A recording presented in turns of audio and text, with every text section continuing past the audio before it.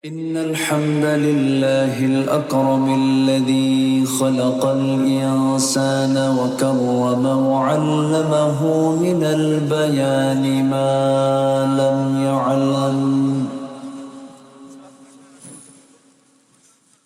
فسبحان الذي لا يحصى امتنانه باللسان ولا بالقلم. نشهد أن لا إله إلا الله وحده لا شريك له، ونشهد أن سيدنا وحبيبنا ومولانا محمدًا عبده ورسوله الذي أرسله بالحق بشيرا ونذيرا وداعيا إلى الله بإذنه وسراجا منيرا. فقد قال الله تعالى في كلامه المجيد وفرقانه الحميد: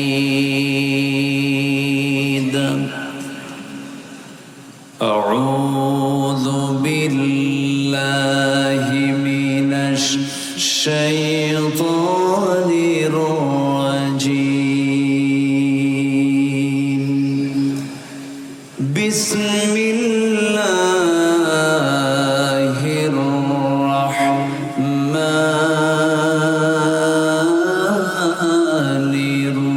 الرحيم.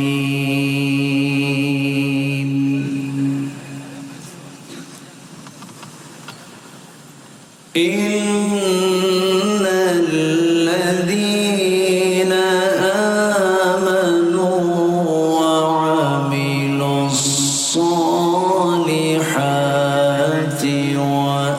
وأقاموا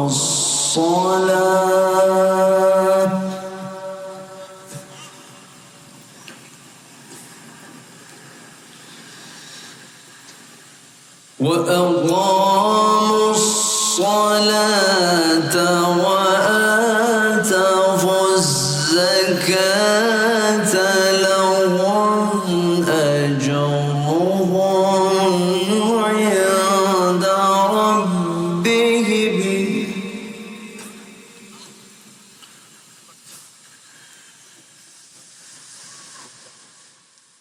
لهم أجرهم عند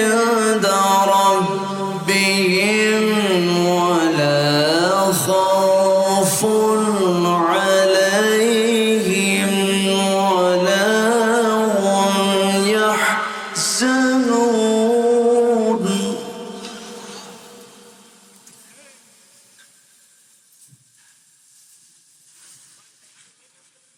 يا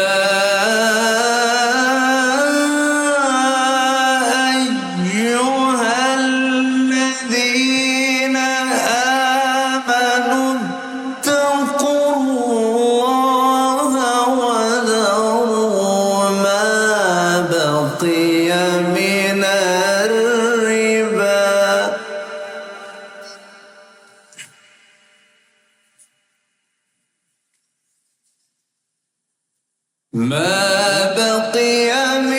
الربا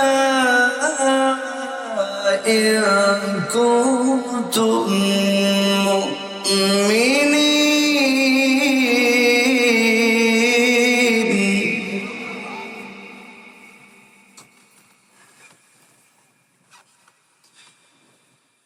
فإن لم تفعلوا فأذنوا بحرب من الله ورسوله.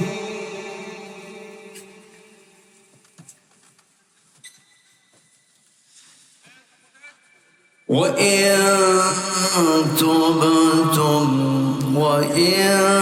تبتم فلكم رؤوس أموالكم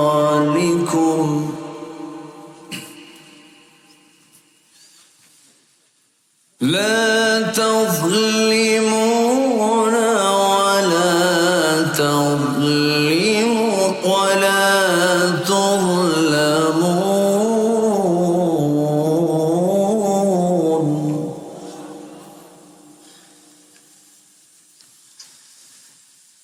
الله أكبر بسم الله الرحمن الرحيم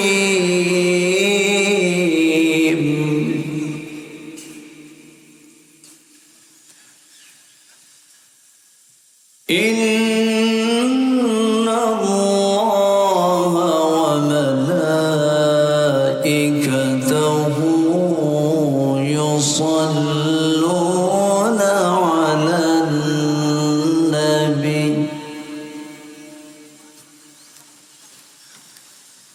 يا أيها الذين آمنوا صلوا عليه وسلموا تسليما اللهم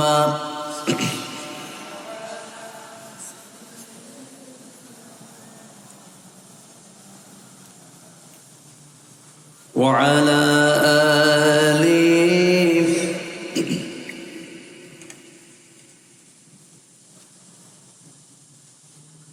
একটু মোহাব্বত দিয়ে নবীর প্রেমে মাতোয়ারা হয়ে আওয়াজ দিয়ে জোরালো কণ্ঠে সবাই বলুন আল্লাহুম্মা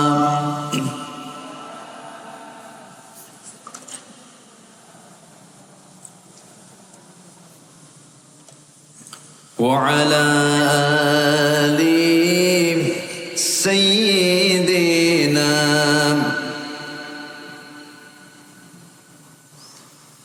সবাই বলুন বালাগাল উলা বিকামালিহি কাশাফাত তুজা বিজামালিহি حسنت جميع خصاله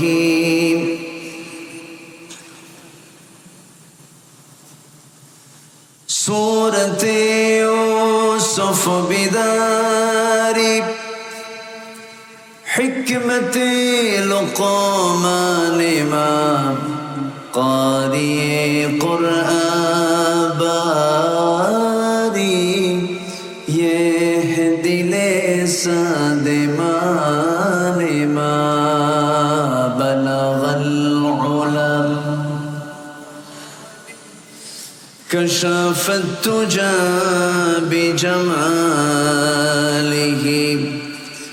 حسنت جميع خصاله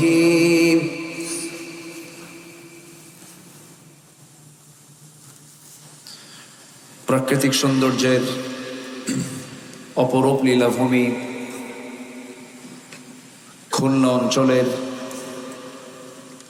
সুন্দরবন লাগোয়া অঞ্চল সীমান্তবর্তী জেলা সাতক্ষীরার সদর উপজেলার আগরদার ইউনিয়নের অন্তর্গত কাশিমপুর মাঝের পাড়া হিফজুল কোরআন হাফিজিয়া মাদ্রাসা এবং জায়ে মসজিদ মাহফিল ইন্তেজামিয়া কমিটি কর্তৃক আয়োজিত বৈশাখের শেষ তারিখ 30 বৈশাখে অনুষ্ঠিত 52তম বার্ষিকী ওয়াজ মাহফিল 2024 মহতে আয়োজনের সম্মানিত সুযোগ্য সভাপতি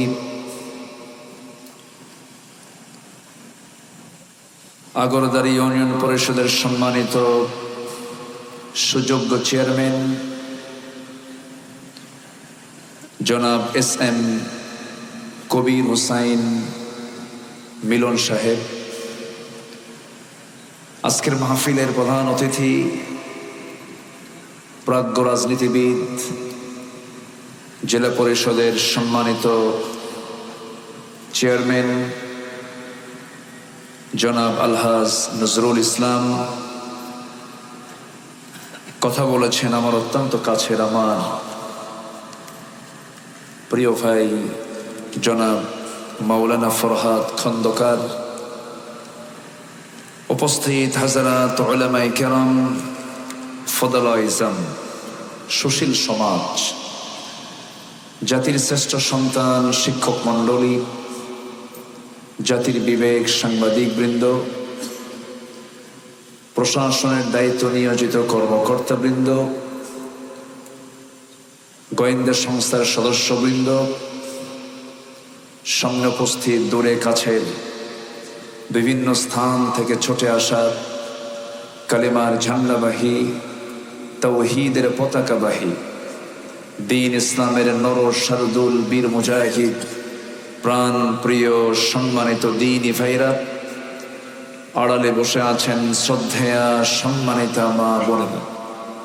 আলোচনার সূচনায় আনুষ্ঠানিকতার মধ্য দিয়ে আমার পক্ষ থেকে আবারও দিল খোলা সালাম, আসসালামু আলাইকুম ওয়া রাহমাতুল্লাহি ওয়া বারাকাতুহু।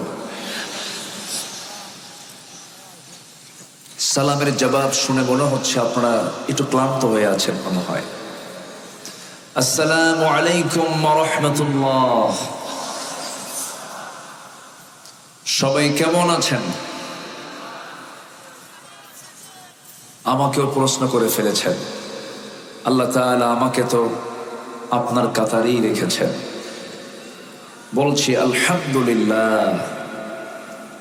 ভালো থাকার মতো শ্রেষ্ঠ নিয়ামতকে সাথে নিয়ে সারাদিনের সকল কাজকর্মের ইতি টেনে ক্লান্ত শ্রান্ত দেহটাকে স্বস্তি দেবার জন্য আমরা যখন ধীরে ধীরে বিছানার দিকে চলে যাব, ঠিক সেই মুহূর্তে আমরা বসে আছি কোরআনের টানে, জান্নাতের বাগানে।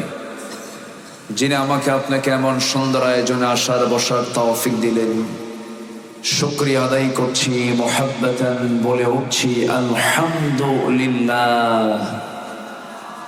সবাই বলছি আল্লাহুম্মা আইন্নি আলা যিকরিকা ওয়া শুকরিকা ওয়া হুসনি ইবাদাতিকা। সবাই বলি আল্লাহুম্মা ইন্নী আসআলুকা আল হুদা ওয়াত তুকা ওয়াল আফাফা ওয়াল গিনা। সবাই বলে সুবহানাল্লাহ আদাদা খালকিহি ওয়া রিদা নাফসিহি ওয়া জিনাতা আরশিহি ওয়া মিদাদা কালিমাতিহি। আমরা আল্লাহ তাআলার শুকর আদায় করে নিলাম। সম্মানিত হাজিরিন, উঠতে একটু দেরি হলো, শেষ হতে যদি দেরি হয় আমাকে রেখে কি আপনারা চলে যাবেন? আমাকে সময় দেওয়া যাবে তো? সময় দিতে রাজি আছি তো ইনশাআল্লাহ? এত আবেগ ভালো না। আমি যতক্ষণ আছি ততক্ষণ থাকলেই হবে। যে আল্লাহ তাআলা সবাইকে শেষ অবধি, শেষ তক আল্লাহ তাআলা সবাইকে থাকার তৌফিক দান করুন। জোরে বলি আল্লাহুম্মা আমিন। আমি এদেশের 64 জেলার প্রত্যেকটা থানাতেও আমি গিয়েছি, মাহফিল করেছে আল্লাহর মেহেরবানি। দীর্ঘ এই 25-26 বছরের এই তাফসীর অঙ্গনে আমার এই পদচারণায় আমার কাছে মনে হয় সাতক্ষীরার মাটি এবং মেজাজ যেন মনে হয় মক্কা মদিনার সঙ্গে কিছুটা মিল আছে। বলি আলহামদুলিল্লাহ। সম্মানিত ভাইয়েরা, আপনার এলাকার সবই সুন্দর, আপনাদের ভাষাটাও সুন্দর। ভাত খেয়ে যাবেন বলুন, বলো কয় না, সাথে বলো লাগে না একটা, ভাত খেয়ে যাবেন বলো না। এই যে আপনাদের ভাষার ভিতরে যে একটা গহনা, একটা সৌন্দর্য, এটা আল্লাহ তাআলার একটা পক্ষ থেকে নিয়ামত।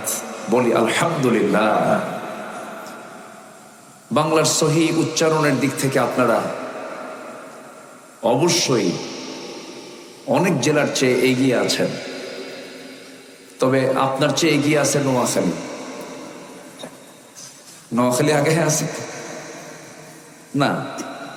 তাদের ভাষা তাদের কাছে সুন্দর, মার ভাষা তো সবই সুন্দর, কিন্তু বাংলার যে শব্দগত উচ্চারণ, যেটা শহীদিক, এটা গ্রেটার, যশোর, সাতক্ষীরা, কুষ্টিয়া, চুয়াডাঙ্গা, এরপরে মেহেরপুর, মোটামুটি একটা সৌন্দর্য আছে। বলি আলহামদুলিল্লাহ। সম্মানিত ভাইরা, একটু ক্যামেরা একটু ডিস্টার্ব হচ্ছে, থামেন, একটু ক্যামেরা ডিস্টার্ব হয়। এখন আপনি আলোচনা শুনছেন হাজার হাজার, হয়তোবা লাখ শুনলেন, লক্ষ মানুষের কাছে সরাসরি হয়তোবা মাইকে সাপ্লাই দেওয়া হলো, কিন্তু এই ক্যামেরা, এই যে রেকর্ডারগুলো আসছে, এরা আগামীকালকের মধ্যেই আমার এই আলোচনা পৌঁছে দেবে কোটি কোটি মানুষের কাছে। সবই তো ঠিক, আবার ধমক মারেন কেন?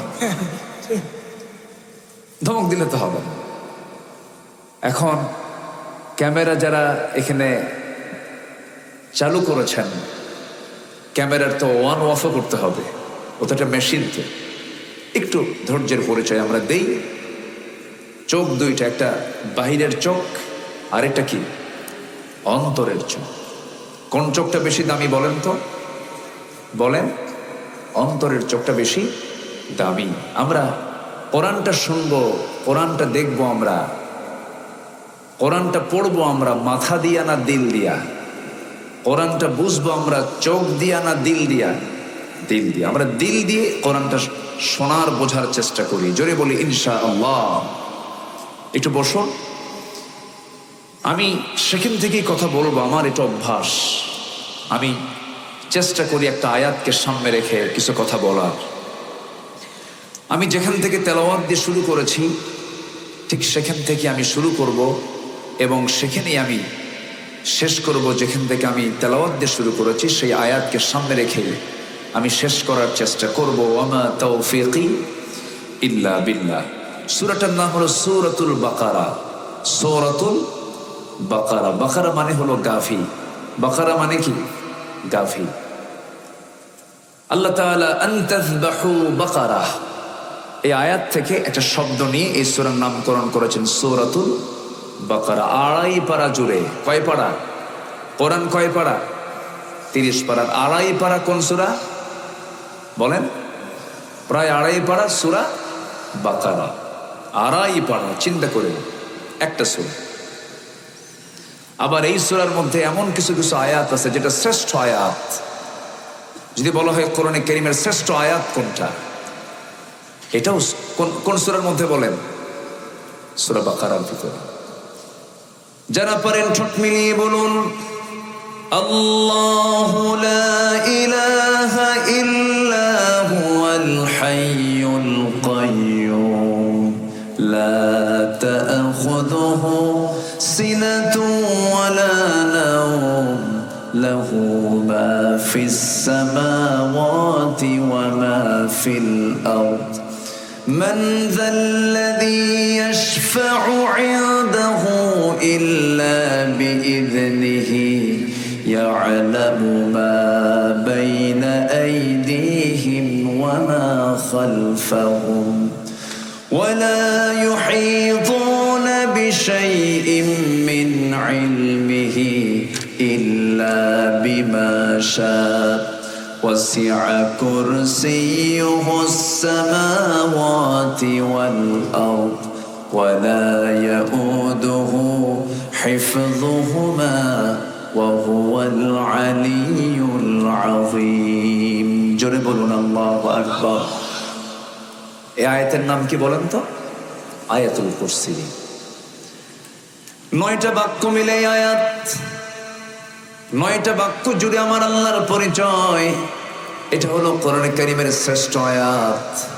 আর একটা শ্রেষ্ঠ সূরা আছে, যে সূরাটা তাওহীদের সূরা, যেটাতে আল্লাহর পরিচয় পুরো পরিপূর্ণ পাওয়া যায়। যে সূরাটার নাম করণ করা হয়েছে সূরার সংশ্লিষ্ট কোনো শব্দ থেকে নয়।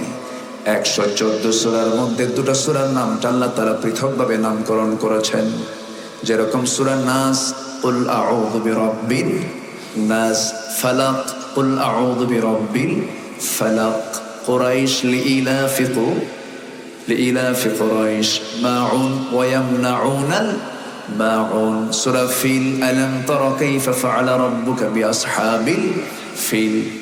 প্রত্যেকটা সূরার নামকরণ হয়েছে, সংশ্লিষ্ট সূরার কোন শব্দ সেখান থেকে চয়ন করে সূরার নামকরণ করা হয়েছে, কিন্তু শুধু দুটো সূরার নামকরণ করা হয়েছে পৃথকভাবে। একটা হলো যেটা দিয়ে আমরা নামাজ শুরু করি, সেই সূরার নাম কি বলেন? সূরাতুল ফাতিহা। ফাতিহা শব্দ সূরার ভিতরে নাই। আবার অনেকে সূরা ফাতিহা পারে না, কিন্তু আলহামদু পারে, আছে না? আবার এটাকে সূরাতুল শিফাও বলা হয়। আরেকটা সূরা হলো যে সূরাটা শ্রেষ্ঠ সূরা, তাওহীদের সূরা, আল্লাহকে চেনার জন্য সবচেয়ে কমন, সবচেয়ে সংক্ষিপ্ত, মুখতাসার একটা সূরা। যারা পারেন ঠোঁট মিলিয়ে বলুন যে সূরাটা পড়লে পরে, 3 বার পড়লে পরে গোটা কোরআন খতমের সমান সব আল্লাহ পাক তার আমলনামায় দিয়ে দেন। সবাই বলুন, কুল হুয়াল্লাহু আহাদ লিল্লাহুস সামাদ লাম ইয়ালিদ ওয়া লাম ইউলাদ ওয়া লাম ইয়াকুল লাহু কুফুয়ান আহাদ। এই সূরার নাম কি? সূরাতুল ইখলাস। যদি কোনো বান্দা এই সূরাটা নিয়মিত পড়তে পারে, 3 বার করে পড়বে, গোটা কোরআন খতমের সওয়াব হয়ে যাবে। এত বরকত, এত দাম, এত সম্মান এই সূরার কেন দেওয়া হলো? কারণ এই সূরার টোটাল অংশ জুড়ে কার পরিচয়? আসতে বললেন না, কার পরিচয়? এই দুনিয়াতে কারো প্রশংসা করলে সে মানুষটা বেজার হয় না খুশি হয়? খুশি হয়। মানুষ মানুষের প্রশংসা করলে পরে যেমন খুশি হয়ে যায়, আমার আল্লাহ তাআলার প্রশংসা যদি কোনো বান্দা করে, আমার আল্লাহ ব্যাপক খুশি হয়ে যান। যখন বান্দা নামাজে দাঁড়ায় যখন বলে আলহামদুলিল্লাহি রাব্বিল আলামিন, আল্লাহর সঙ্গে সঙ্গে দেরি না করে সঙ্গে সঙ্গে জবাব দিয়ে দেন হামিদানি আবদি। আর রহমানির রহিম যখন বলে, আল্লাহ বলেন আসনা আলাইয়া আবদি। যখন বান্দা বলে মালিক ইয়াউমিদ্দিন, আল্লাহ বলেন মাজ্জাদানি আবদি। ইয়াকা না'বুদু ওয়া ইয়াকা নাস্তাঈন পর্যন্ত যখন বান্দা বলে, আল্লাহ বলেন হাদা বাইনি ওয়া বাইনা আবদি। ইহদিনাস সিরাতাল মুস্তাকিম থেকে শুরু করে নিয়ালাদ দালিন পর্যন্ত যখন বান্দা বলে, আল্লাহ বলেন বান্দারে নামাজের মধ্যে তুই এতক্ষণ ধরে যা যা চাইলি এই সমস্ত চাওয়া আমি আল্লাহ রাব্বুল আলামিন কবুল করে নিলাম। আবার বান্দা যখন রুকুতে চলে যায়, আল্লাহ তখন অস্থির হয়ে যান।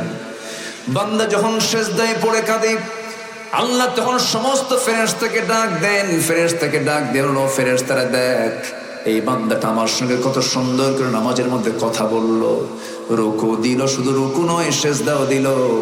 এই বান্দার তামাম জিন্দেগীর গুনাহ মাফ করে ওই বান্দার জন্য জান্নাতের বাজেট আমি আল্লাহ পাস করে দিলাম। নামাজ মানে নাজাত, নামাজ মানে কি?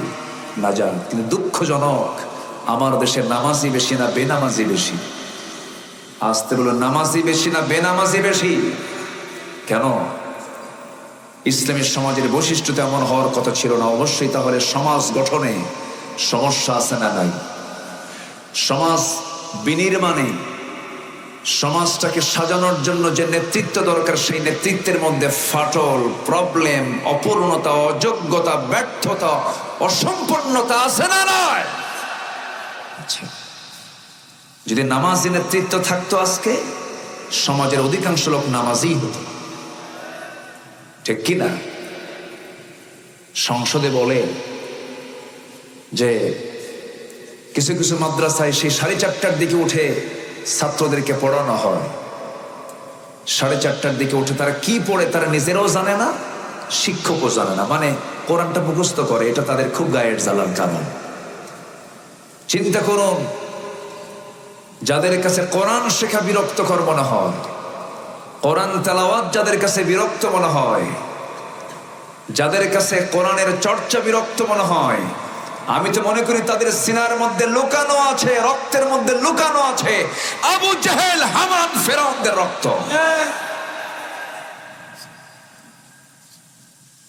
আজকে সমাজের বেশি অধিকাংশ মানুষ যদি কোরআন শিখত, কোরআন যে সিনায় থাকে সে কখনো বেনামাজি হয় না, ঠিক কি না? শিক্ষার হার বেড়েছে না কমেছে বলেন? আজকে সমাজ আগের তুলনায় শিক্ষার হার কমেছে না বেড়েছে? বেড়েছে। কিন্তু কোরআন শেখার যে হারটা সেটা কি বেড়েছে? বাড়ে না। কয়জন কোরআন পড়তে পারে বলেন? যে মাহফিল আমরা এসছে কোরআনের মাহফিল, যদি আমি বলি এখানে যারা আসছেন সহি করে কোরআনটা পড়তে পারেন কয়জন? সবার হাত কি উঠবে? আসতে বলেন, সবার হাত কি উঠবে? কিন্তু এটা কি উচিত ছিল বলেন? কোরআন শেখা, কোরআনটাকে সুন্দর করে তেলাওয়াত করা সবার জন্য সুন্নত ওয়াজিব না ফরজ? সুন্নত ওয়াজিব না ফরজ? ফরজ। অথচ সেই ফরজের জ্ঞান আমাদের এখন অর্জন করা হলো না জাতীয়ভাবে। সম্মানিত ভাইরা, যার ছাড়া নামাজও হয় না, যার ছাড়া কি হয় না? নামাজও হয় না। অনেক কথা আছে, আস্তে আস্তে করে বলবো। আমাকে সময় দিচ্ছেন তো নাকি? কারো কোনো আপত্তি নেই তো? জোরে বলি ইনশাআল্লাহ। আমি কোরআন থেকে কথা বলবো। কার গায়ে লাগলো আর কার গায়ে না লাগলো এটা আমি দেখলে কি আমি কোরআন থেকে কথা বলতে পারবো? আসতে বলেন পারবো? পারবো না। সুদ খাওয়া কি? আসতে বলে সুদ খাওয়া কি? আজকে সমাজে সুদ কম না সুদ বেশি বলেন? তাহলে সুদের বিরুদ্ধে কথা বললে সুদখোর কি খুশি হবে? আসতে সুদখোর কি খুশি হবে? যে জেনা করে, যে মদ খায়, যদি মদের বিরুদ্ধে কথা বলেন সে মদখোর কি খুশি হবে? এই দুনিয়াতে বৈধ ব্যবসা বেশি না অবৈধ ব্যবসা বেশি? ক্যাসিনো, মদ, জুয়া, তারপরে পতিতাবৃত্তি, তারপরে গেমস, ফ্রি ফায়ার, পাবজি, যাই হোক, এই গোটা এই অবৈধ কারবার গোটা পৃথিবীতে বাৎসরিক এর বিজনেস হলো 2685 বিলিয়ন ডলার। যেরকম নাউজুবিল্লাহ, 2685 বিলিয়ন ডলার শুধু এই পতিতাবৃত্তি, তারপরে মদ, জুয়া, ক্যাসিনো, গেমস, সাথে অবৈধ এই যে অস্ত্রের যে মহড়া গোটা পৃথিবীতে চলছে। তো যারা এগুলোর সঙ্গে জড়িত আছে তারা কি কখনো চাবে জমিনে কোরআনের কোনো বিধান চালু হোক? আসতে বলবেন চালু হোক। চাবে তারা? চাবে? চাবে না। আমার বন্ধুগণ, ভূমিকায় আমি কিছু কথা টেনে নিলাম, মূল আলোচনার দিকে আমি চলে যাচ্ছি, মূল আয়াতের দিকে আস্তে আস্তে চলে যাচ্ছি। সূরাটার নাম যেন কি বলেছিলাম বলেন? সূরাতুল বাকারা। শেষ দিকের আমি 3টা আয়াতে কারিমা তেলাওয়াত করেছি। আল্লাহ রাব্বুল আলামিন তেলাওয়াতকৃত আয়াতের প্রথম আয়াতে 277 নম্বর আয়াতে মহান রাব্বুল আলামিন 4টা কাজের কথা বললেন।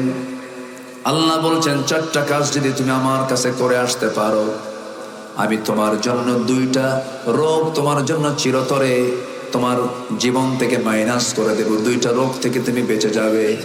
একটা রোগের নাম হলো ভয়, আর একটা রোগের নাম হলো চিন্তা। আজকে এই 2টা রোগ বুঝে আমাদের সমাজে নাই। আসতে বলবেন না আছে না? নাই। ভয় এটা কি রোগ না? আসতে বলবেন ভয় কি রোগ নয়? চিন্তা, অনেকের ঘুম হয় না, কি হয়? চিন্তা হয়। আছে কিনা? আছে কিনা বলেন? 2-3টা ওষুধ একসঙ্গে মারে তাও ঘুম হয় না। আল্লাহ বলছেন 4টা কাজ করবা, কোনো ওষুধ খাওয়া লাগবে না, কোনো ভয়ও থাকবে না, কোনো চিন্তাও থাকবে না, আমি আল্লাহ দূর করে দেব সবকিছু। যেরকম সুবহানাল্লাহ। সম্মানিত ভাইয়েরা, সে ভয়টা কিসের? যেরকম শ্যামনগর ওই বনাঞ্চলগুলো, সুন্দরবনের ভিতরে একটা প্রাণী আছে, যে প্রাণীটা যদি কোনো তার সামনে কোনো মানুষ পড়ে যায় আড়ালে, রয়্যাল বেঙ্গল টাইগার ওকে ছাড়বে? ওর কাজ কি? হিংস্রতা, সে মাংসাশী প্রাণী। কাউকে পাইলে সে সবল দেবে, তাকে ধরে ফেলবে। আমরা এই জন্য বাঘকে দেখে ভয় পাই, সিংহকে দেখে ভয় পাই, সাপের কি বলে এটাকে, সবল। আচ্ছা, সাপ যদি আপনাকে অ্যাটাক করে আমরা ভয় পাই কেন? এর যে যন্ত্রণা, এর যে দংশন, এর বিষাক্ত সবল আমার জীবনকে নাশ করে দিতে পারে। কিন্তু এই জায়গায় আল্লাহ রাব্বুল আলামিন এই ভয়ের কথা বলেন নাই, এই চিন্তার কথা বলেন নাই। আল্লাহ রাব্বুল আলামিন বলছেন, তোর ভয়কে আমি আল্লাহ দূর করে দেব, তোর চিন্তাকে দূর করে দেব। এই যে সমাজ, আমরা জাগতিক জীবনে যে ভয়ের মধ্যে অবস্থান করছে, আজকে আমরা বাঘের জন্য, বাঘের যে ভয় আমরা পাই, বাঘকে দেখে ভয় পাই, সিংহকে দেখে ভয় পাই, এরপরে বিষাক্ত সাপ দেখে ভয় পাই। যতটুকু না ভয় পাই এই সমস্ত প্রাণীগুলোকে দেখে, তার চাইতে আজকে মানুষ বেশি ভয় পায় হলো কিছু হিংস্র মানুষের ভয়ের কারণে। ঠিক কিনা? মানুষ কিন্তু ওই সমস্ত হিংস্র প্রাণীর চেয়ে আরো কি হিংস্র হয়ে গেছে। আজকে মানুষ সিংহকে দেখে বেশি ভয় পায় না মানুষ মানুষকে দেখে বেশি ভয় পায়? মানুষ মানুষকে দেখে বেশি ভয় পায়। কারণ কিছু মানুষ আছে সমাজের ভিতরে যারা হিংস্র, হায়না, জন্তুর চেয়েও ভয়ঙ্কর। আছে না? নয়, সে জানে না যে একটা মানুষকে মেরে ফেলার অপরাধটা কি। সামান্য কিছু টাকা হাতে তুলে দিলে ভাড়াটিয়া খুন করে ফেলে। আজকে মানুষ মানুষকে খুন করছে, আজকে মানুষ মানুষকে হাসতে হাসতে মেরে ফেলছে।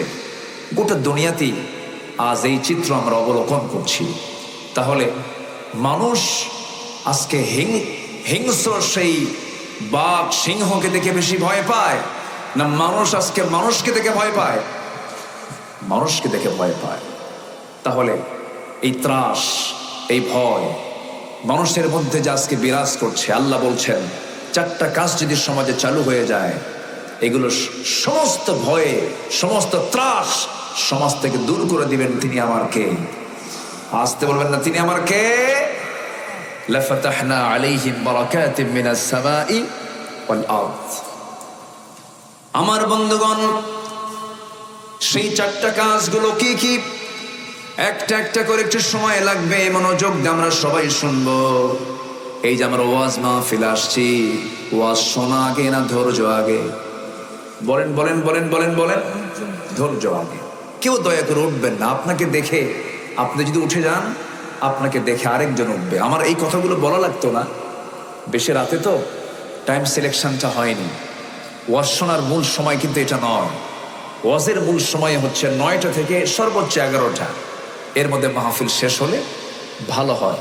যেহেতু উঠতে একটু দেরি হয়েছে, সঙ্গত কারণেই একটু আমাকে সময় দিবেন। আমি খুব অল্প সময়ে এই আয়াতের হকটা আমি আদায় করার চেষ্টা করছি। জোরে বলি ইনশাআল্লাহ। কয়টা কাজ বলেন তো? চারটা কাজ। একটু কান লাগাবেন, মনোযোগ দিয়ে শুনবেন। অথবা আপনি যদি নাও বুঝেন, আপনি চুপ করে বসে থাকবেন, অন্যজন আপনার কারণে সে বুঝে একটা পরিবেশ পাবে, আপনার জন্য আপনিও সওয়াব পাবেন। একটু বসে। আল্লাহ রাব্বুল আলামিন সেই চারটা কাজের কথা বলেছেন। যারা পারেন আমার সঙ্গে ঠোঁট মিলিয়ে বলুন, ইন্নাল্লাযীনা আমানু ওয়া আমিলুস সালিহাতি ওয়া আকামুস সালাহ ওয়া আতাবুস যাকাহ লাহুম আজরুহুম ইনদা রাব্বিহিম ওয়া লা খাউফুন আলাইহিম ওয়া লা হুম ইয়াহজানুন।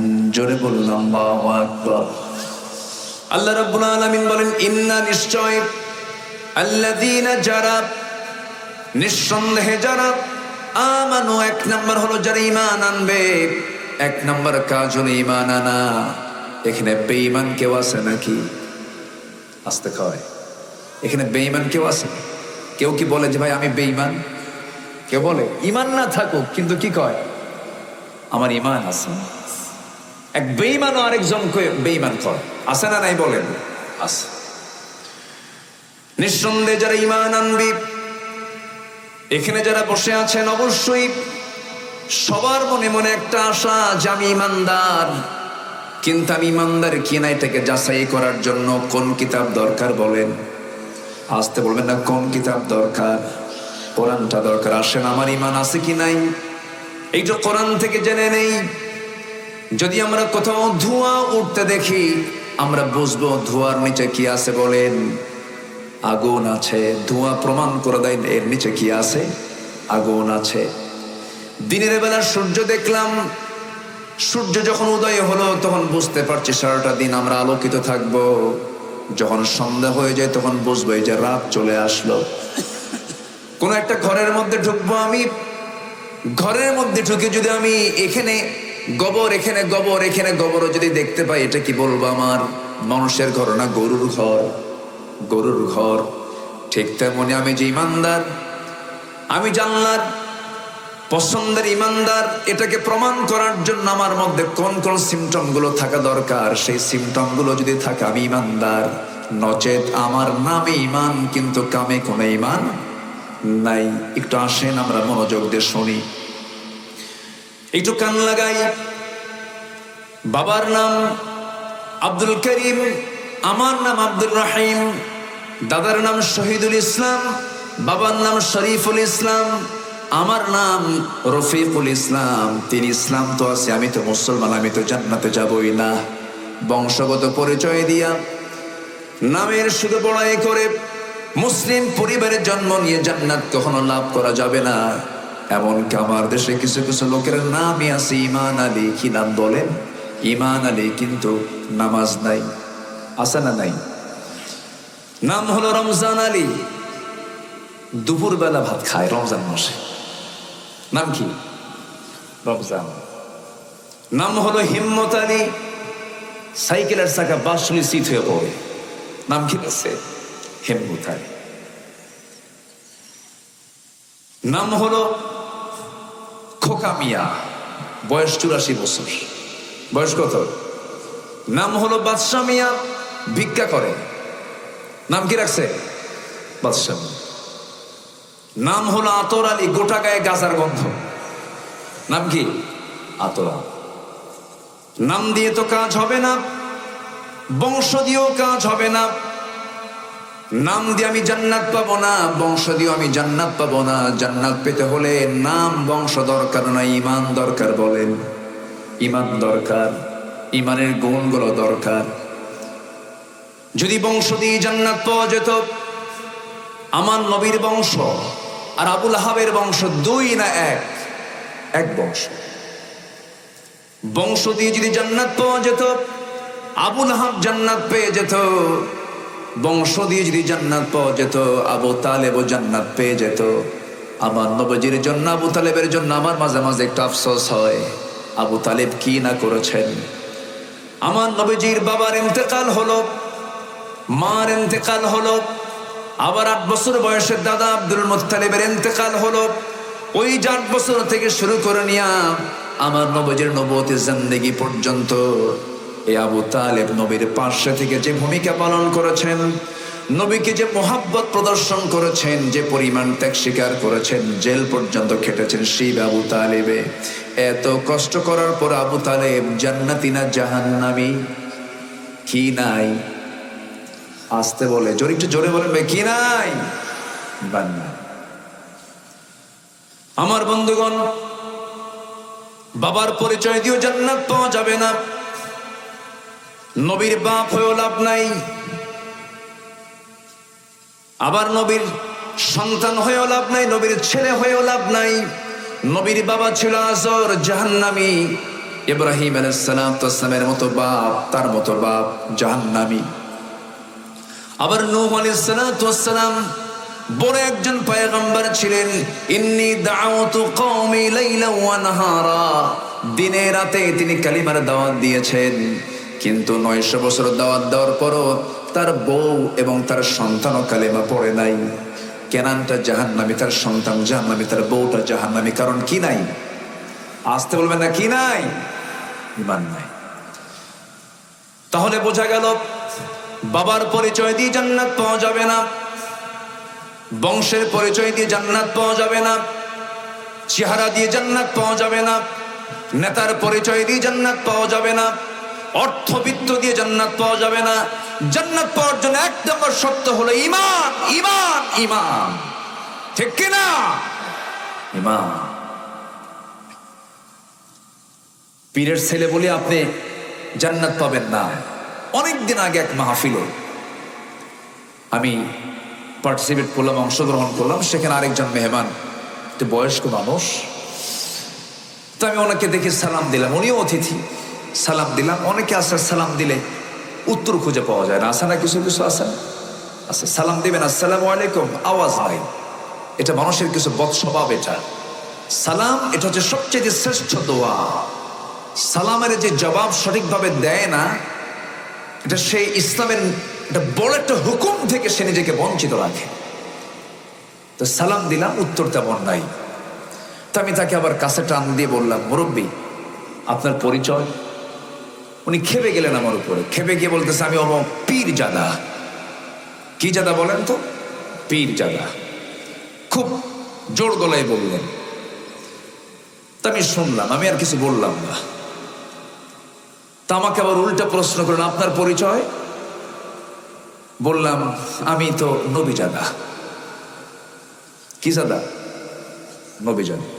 আমি পীরকে মহব্বত করি, আবার ভুল বুঝবেন না। আমি পীরকে মহব্বত করি যদি সঠিক পীর হয়, যদি শাহজালাল ইয়ামিনের মতো হয়, শাহ পরানের মতো হয়, আপনাদের বুকে আছেন খান জাহানের মতো হয়, মাইনুদ্দিন চিশতি রহমতুল্লাহের মতো হয়, রাজা পৃথ্বীরাজের বিরুদ্ধে যারা মোকাবেলা করেছেন, এরকম হক যদি হয় কোনো আপত্তি নাই। কিন্তু গাঁজা খাওয়া দরবার, পিটাইয়া সোজা করা দরকার।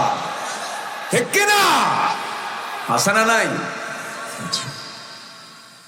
গাঁজা খায়, গাঁজা নাকি বেহেশতের গাছ। যেরকম নাউজুবিল্লাহ। কত যে ভণ্ডামি আমার দেশে আছে।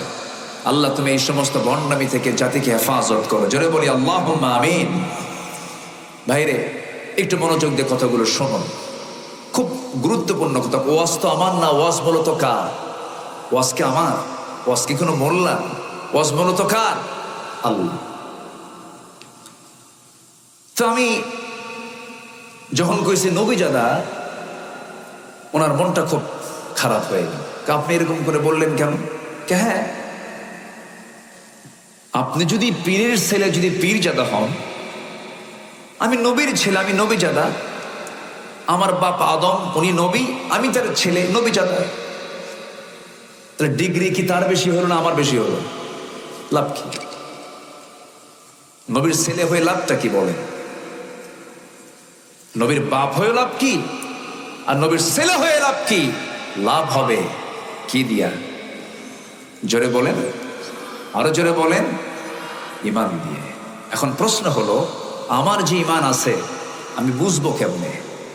আমার যে ঈমান আছে আমি বুঝবো কেমনে? এটা কি জানার দরকার আছে? শুনবেন, আমাকে সময় দিচ্ছেন? জোরে বলি ইনশাআল্লাহ। প্রচন্ড ধৈর্য আপনাদের মধ্যে আমি ফিল করছি, আলহামদুলিল্লাহ। এত রাতে 12:15 বাজে, কিন্তু কোনো লোকের কোনো নড়াচড়া নেই। এটা প্রমাণ হয় কদমতলা এই এলাকার মানুষের ভিতরে ইসলামের চেতনা অত্যন্ত মজবুত, অত্যন্ত মজবুত, অত্যন্ত মজবুত। বলি আলহামদুলিল্লাহ। বসে আমার ঈমান যে আছে আমি বুঝবো কেমনি? এটার ওজন করার জন্য কোন কিতাবটা আছে বলেন তো? কোরআনটা আছে। আসুন কোরআনের আয়নায় আমরা দেখে নেই আমাদের চেহারা, ঈমানের চেহারাটা কেমন। কিসের আয়নায়? এই আয়নায় আমরা দেখে নিই যে আমাদের ঈমানের চেহারাটা কেমন। আমাদের ঈমানটার চেহারা কি ঠিক আছে না নষ্ট হয়ে গেছে? একটু আমরা শিখে নেই, বুঝে নেই। সম্মানিত ভাইরা, আমাদের সমাজে কি হিংসা আছে? না না না, আছে? হিংসা আছে? হিংসা কি ঈমানদারের গুণ? এটা কি ঈমানের গুণ না ঈমানের রোগ? বলেন, ঈমানের গুণ না ঈমানের রোগ? রোগ। হিংসা আছে যার, আমল নষ্ট হবে তার। ঈমানের রোগ, হিংসা একটা রোগ। একজনের একটু উন্নতি হয়, একটু বড় হতে থাকে, আরেকজনের ঘুম হয় না। এরকম লোক তো সাতক্ষীরায় নাই, আছে। জমাজমি কেনে, একটু পরিশ্রম করে, চাষি মানুষ, বছর হতে 1 বিঘা জমি কিনলো। জমি কি এমনি কিনছে? হিংসায় ওর ঘুম হয় না, আছে না নাই? মেয়েকে একটু ভালো জায়গায় বিয়ে দিছে, একটু ভালো ভালো ঘরে বিয়ে হয়েছে, প্রতিবেশীর ঘুম হয় না, খুব হিংসা করে। একজন একটু পড়াশোনা করেছে, একটা রিক্সাওয়ালার ছেলে মাস্টার্স ডিগ্রি পাস করেছে, ভালো একটা চাকরি বাকরি পাইছে, প্রতিবেশীর ঘুম হয় না, হিংসা করে। আছে কি না? এটা মনে হয় নাই এলাকায়, আছে না? আছে। এটা কিসের রোগ বলেন তো? বলেন কিসের রোগ? বলেন তো কিসের রোগ? ইমানের রোগ। এক বেচারি বিয়ে করবে, আগের যুগে তো বিয়ে করতো ঘোড়া নিয়া, তো বিয়ে করবে গ্রামের এক মুরব্বীর ঘোড়া আছে, তার কাছে গিয়ে বলছে, চাচা আমার অমুক দিন বিয়া, তা আপনার ঘোড়াটা যদি আপনি দিতেন তাহলে আমি বিয়েটা করতে পারতাম, আমি আপনার ঘোড়াটা আমার বিয়ের দিনের জন্য একটু চাচ্ছি। তো চাচা রাগ করে বলছে, আমি তোরে ঘোড়া দেবো না, যা। বেচারি চলে আসছে বাড়িতে, সবে কদর রাত্রে গিয়ে আল্লাহর কাছে দোয়া করে, আল্লাহ আজকের এই রাত্রে তোমার কাছে আমার একটাই দোয়া, সেই দোয়াটা হলো বুড়ার যেন ঘোড়া মরি। বুড়ার যেন কি মরে? ঘোড়া মরে। এই দোয়া করে চলে আসছে বাড়িতে, এসে দেখে মার চোখে পানি, মা কান্দে। কে মা তুমি কান্দো কেন? কে বাবা তোর গরু মরছে। তোর কি মরছে? গরু মরছে। তাহলে দোয়ার কারণে কি মালাকুল মওত আসে নাই? আসছে, কিন্তু মালাকুল মওত আসছে কি ঘোড়ার কাছে না গরুর কাছে? কার গরুর কাছে? যে দোয়া করছে। হিংসুক অন্যের ক্ষতি করতে পারে না, নিজে হিংসার যন্ত্রণায় পচে গলে জ্বলে পড়ে ছারখার হয়ে যায়, ঠিক কিনা? হিংসুকের হিংসা থেকে আল্লাহ তাআলা আমাদেরকে বাঁচান। এটার একটা আরবি আয়াত আছে, ওয়ামিন শাররি হাসিদিন, বলেন ওয়ামিন শাররি হাসিদিন ইযা হাসাদ। আমরা যে দোয়াগুলো পড়ি, সূরাগুলো পড়ি, একটু অর্থ বোঝা দরকার। তো দেখেন আল্লাহ তাআলা বলছেন, বান্দা হিংসুকের হিংসা থেকে বাঁচার জন্য কার কাছে চাও? আল্লাহর কাছে চাও। এমনকি ভাই ভাইও হিংসা করে, নেতা নেতা হিংসা করে, দলীয় পথ মারামারি, কুত্তা গ্রুপ, শিয়াল গ্রুপ, আসতে কোন কেন? আসে না নাই? এই যে হিংসাগুলো, হিংসা যে সমাজে বিরাজ করবে, সেই সমাজ ঈমান কখনো মজবুত হবে না। হিংসা থেকে আমরা বাঁচার চেষ্টা করব, নফসকে আমরা পরিশুদ্ধ রাখার চেষ্টা করব, নফসকে সমস্ত হারাম কাজ থেকে নিজেকে দূরে রাখার চেষ্টা করব। আল্লাহ রাব্বুল আলামিন বলছেন, ইমানদারের কিছু গুণ আছে, যে ইমানদারের মধ্যে 7টা গুণ থাকবে, যে ব্যক্তির মধ্যে 7টা গুণ থাকবে, আল্লাহ বলছেন আমি ওই ইমানদারকে নিজ হাতে জান্নাতুল ফেরদাউসের চাবি তার হাতে তুলে দেব। কয়টা গুণ বলেন তো? 7টা গুণ। শুনবেন? আগ্রহ আছে তো? অনেকে মাহফিলে এসে বলে, হুজুর আপনি তো গরম হন না, একটু গরম গরম কথা বলবেন, একটু স্লোগান মারবো, এরকম আছে না? একটু গরম গরম কথা বলবেন, একটু স্লোগান হবে মাঝে মাঝে, হ্যাঁ, এরকম অনেকে বলেন। ভাইরে, রাসূল দাওয়াত দিয়েছেন মক্কায় কত বছর বলেন তো? 13 বছর। মার খেয়েছেন না মার দিয়েছেন? আস্তে কর। মার খাইছেন না মার দিছেন? মার খাইছেন। আমার নবীজি মক্কায় যতদিন ছিলেন, কাবার ভিতরে একটা না 360টা মূর্তি ছিল। 360টা মূর্তি ছিল। আমার নবীজি একদিন মনে মনে ভাবলেন যে আমি একটু এর মধ্যে ঢুকবো, কিন্তু চাবিটা হলো আবু জেহেলের নিয়ন্ত্রণে। কার নিয়ন্ত্রণে? আবু জেহেল, শত্রু। তো কাবার চাবি যে ব্যক্তিটার হাতে, তার নাম হলো ওসমান বিন তালহা। এখনো এই ওসমান বিন তালহা পরিবারের কাছেই কাবার চাবিটা আছে। অনেক লম্বা কথা, যদি সময় দেন শোনাবো। এটা লাইন আমি শুরু করে আবার এই আয়াতের দিকে আসতেছে আস্তে আস্তে। তো আমার নবী আস্তে করে ওসমান বিন তালহার কাছে গিয়ে বলেন, ওসমান বিন তালহা, আমার খুব শখ, তুমি যদি আমাকে চাবিটা দিতে, এটা ভিতরে ঢুকতাম। ওসমান বিন তালহা আবু জেহেলের লোক সেই সময় ছিলেন, পরবর্তীতে কালিমা পরে মুসলমান হয়ে গেছেন। যখন মক্কা বিজয় হয়েছিল সেই সময় তিনি কালিমা পরে মুসলমান হয়ে গেছেন। ওসমান বিন তালহার কাছে রাসূল যখন প্রস্তাব দিলেন, ও ওসমান, চাবিটা আমার হাতে দিয়ে দাও, আমার রাসূলকে সঙ্গে সঙ্গে একটা ধাক্কা মেরে দিল। নবীজি মুখ থুবড়ে পড়ে গেলেন। নবীজি মুখ থুবড়ে পড়ে যাওয়ার পর আস্তে আস্তে করে আবার দাঁড়ালেন, একটা মুচকি হাসি মারলেন। আমার নবীজির সারা জীবনের আদর্শ ছিল, কোন ব্যক্তি যখন তাকে ব্যক্তিগত আক্রমণ করতো, রাসূল হাসি মুখে উড়া দিয়া তাকে মাফ করে দিতেন। আমার নবীজি প্রতিশোধ নিতেন না, ক্ষমা করতেন। আমার রাসূল নিজে বলেছেন, যার ক্ষমতা আছে থাপ্পড় মারার, কিন্তু থাপ্পড় মারল না। যার ক্ষমতা আছে ও প্রতিশোধ নেবার, কিন্তু প্রতিশোধ নিল না, সে সবচাইতে বড় বীর। আল্লাহু আকবার। প্রতিশোধ নিলেন আপনি, এটার মজা আপনি কিছুক্ষণ পাবেন, কিন্তু প্রতিশোধ না নিয়ে আপনি ক্ষমা করে দিবেন, আজীবন আপনি এটার আনন্দ পাবেন না। লোকটাকে আমি মাফ করে দিয়েছি, যে বান্দাকে মাফ করবে আল্লাহ, ওই বান্দাকে আল্লাহ নিজে মাফ করে দিবেন। হিংসা করব না, প্রতিশোধ পরায়ণ হব না,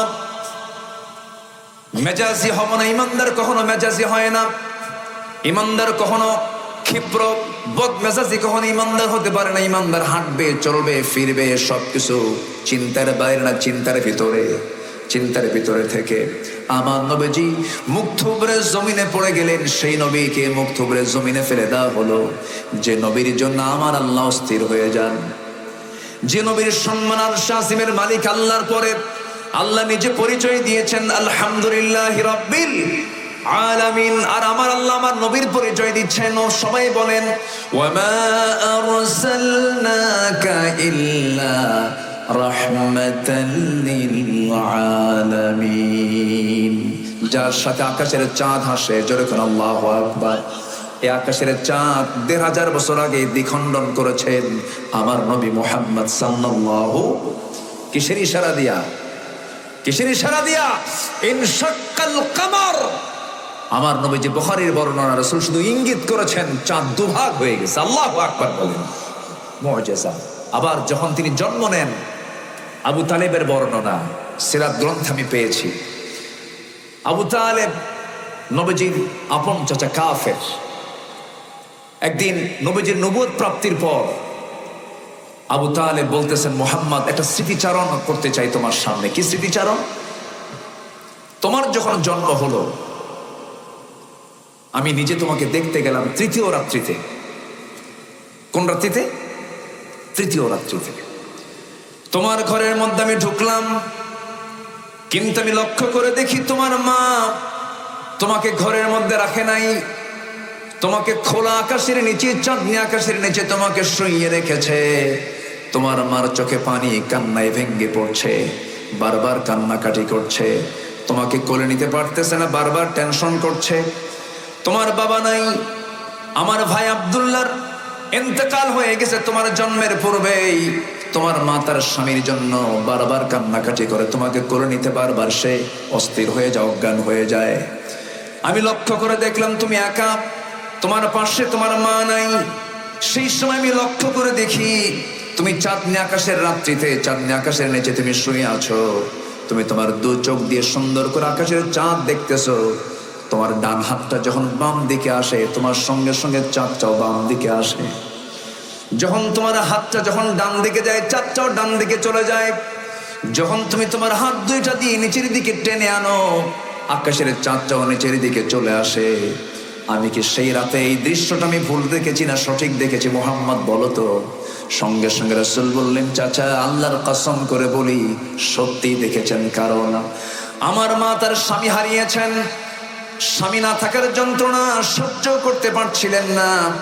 সন্তান আমি জন্ম নিয়েছি, সন্তানরা স্বামীর কোলে তুলে দিবেন, সেই স্বামীটা নাই। আমাকে দেখলেই তার স্বামীর কথা মনে হয়ে যায়। মা আমাকে টাইম দেন না, এই জন্য আল্লাহ রাব্বুল আলামিন আকাশের চাঁদ এই জন্য আমাকে কিছু রাতের জন্য আমার জন্য খেলনা বানায় দিয়েছিলেন। জোরে বলেন সুবহানাল্লাহ। যে নবীর জন্য আকাশের চাঁদ আল্লাহ তাআলা খেলনা বানায় দেন, সেই নবীজিকে ওসমান বিন তালহা ধাক্কা মেরে ফেলে দেয়।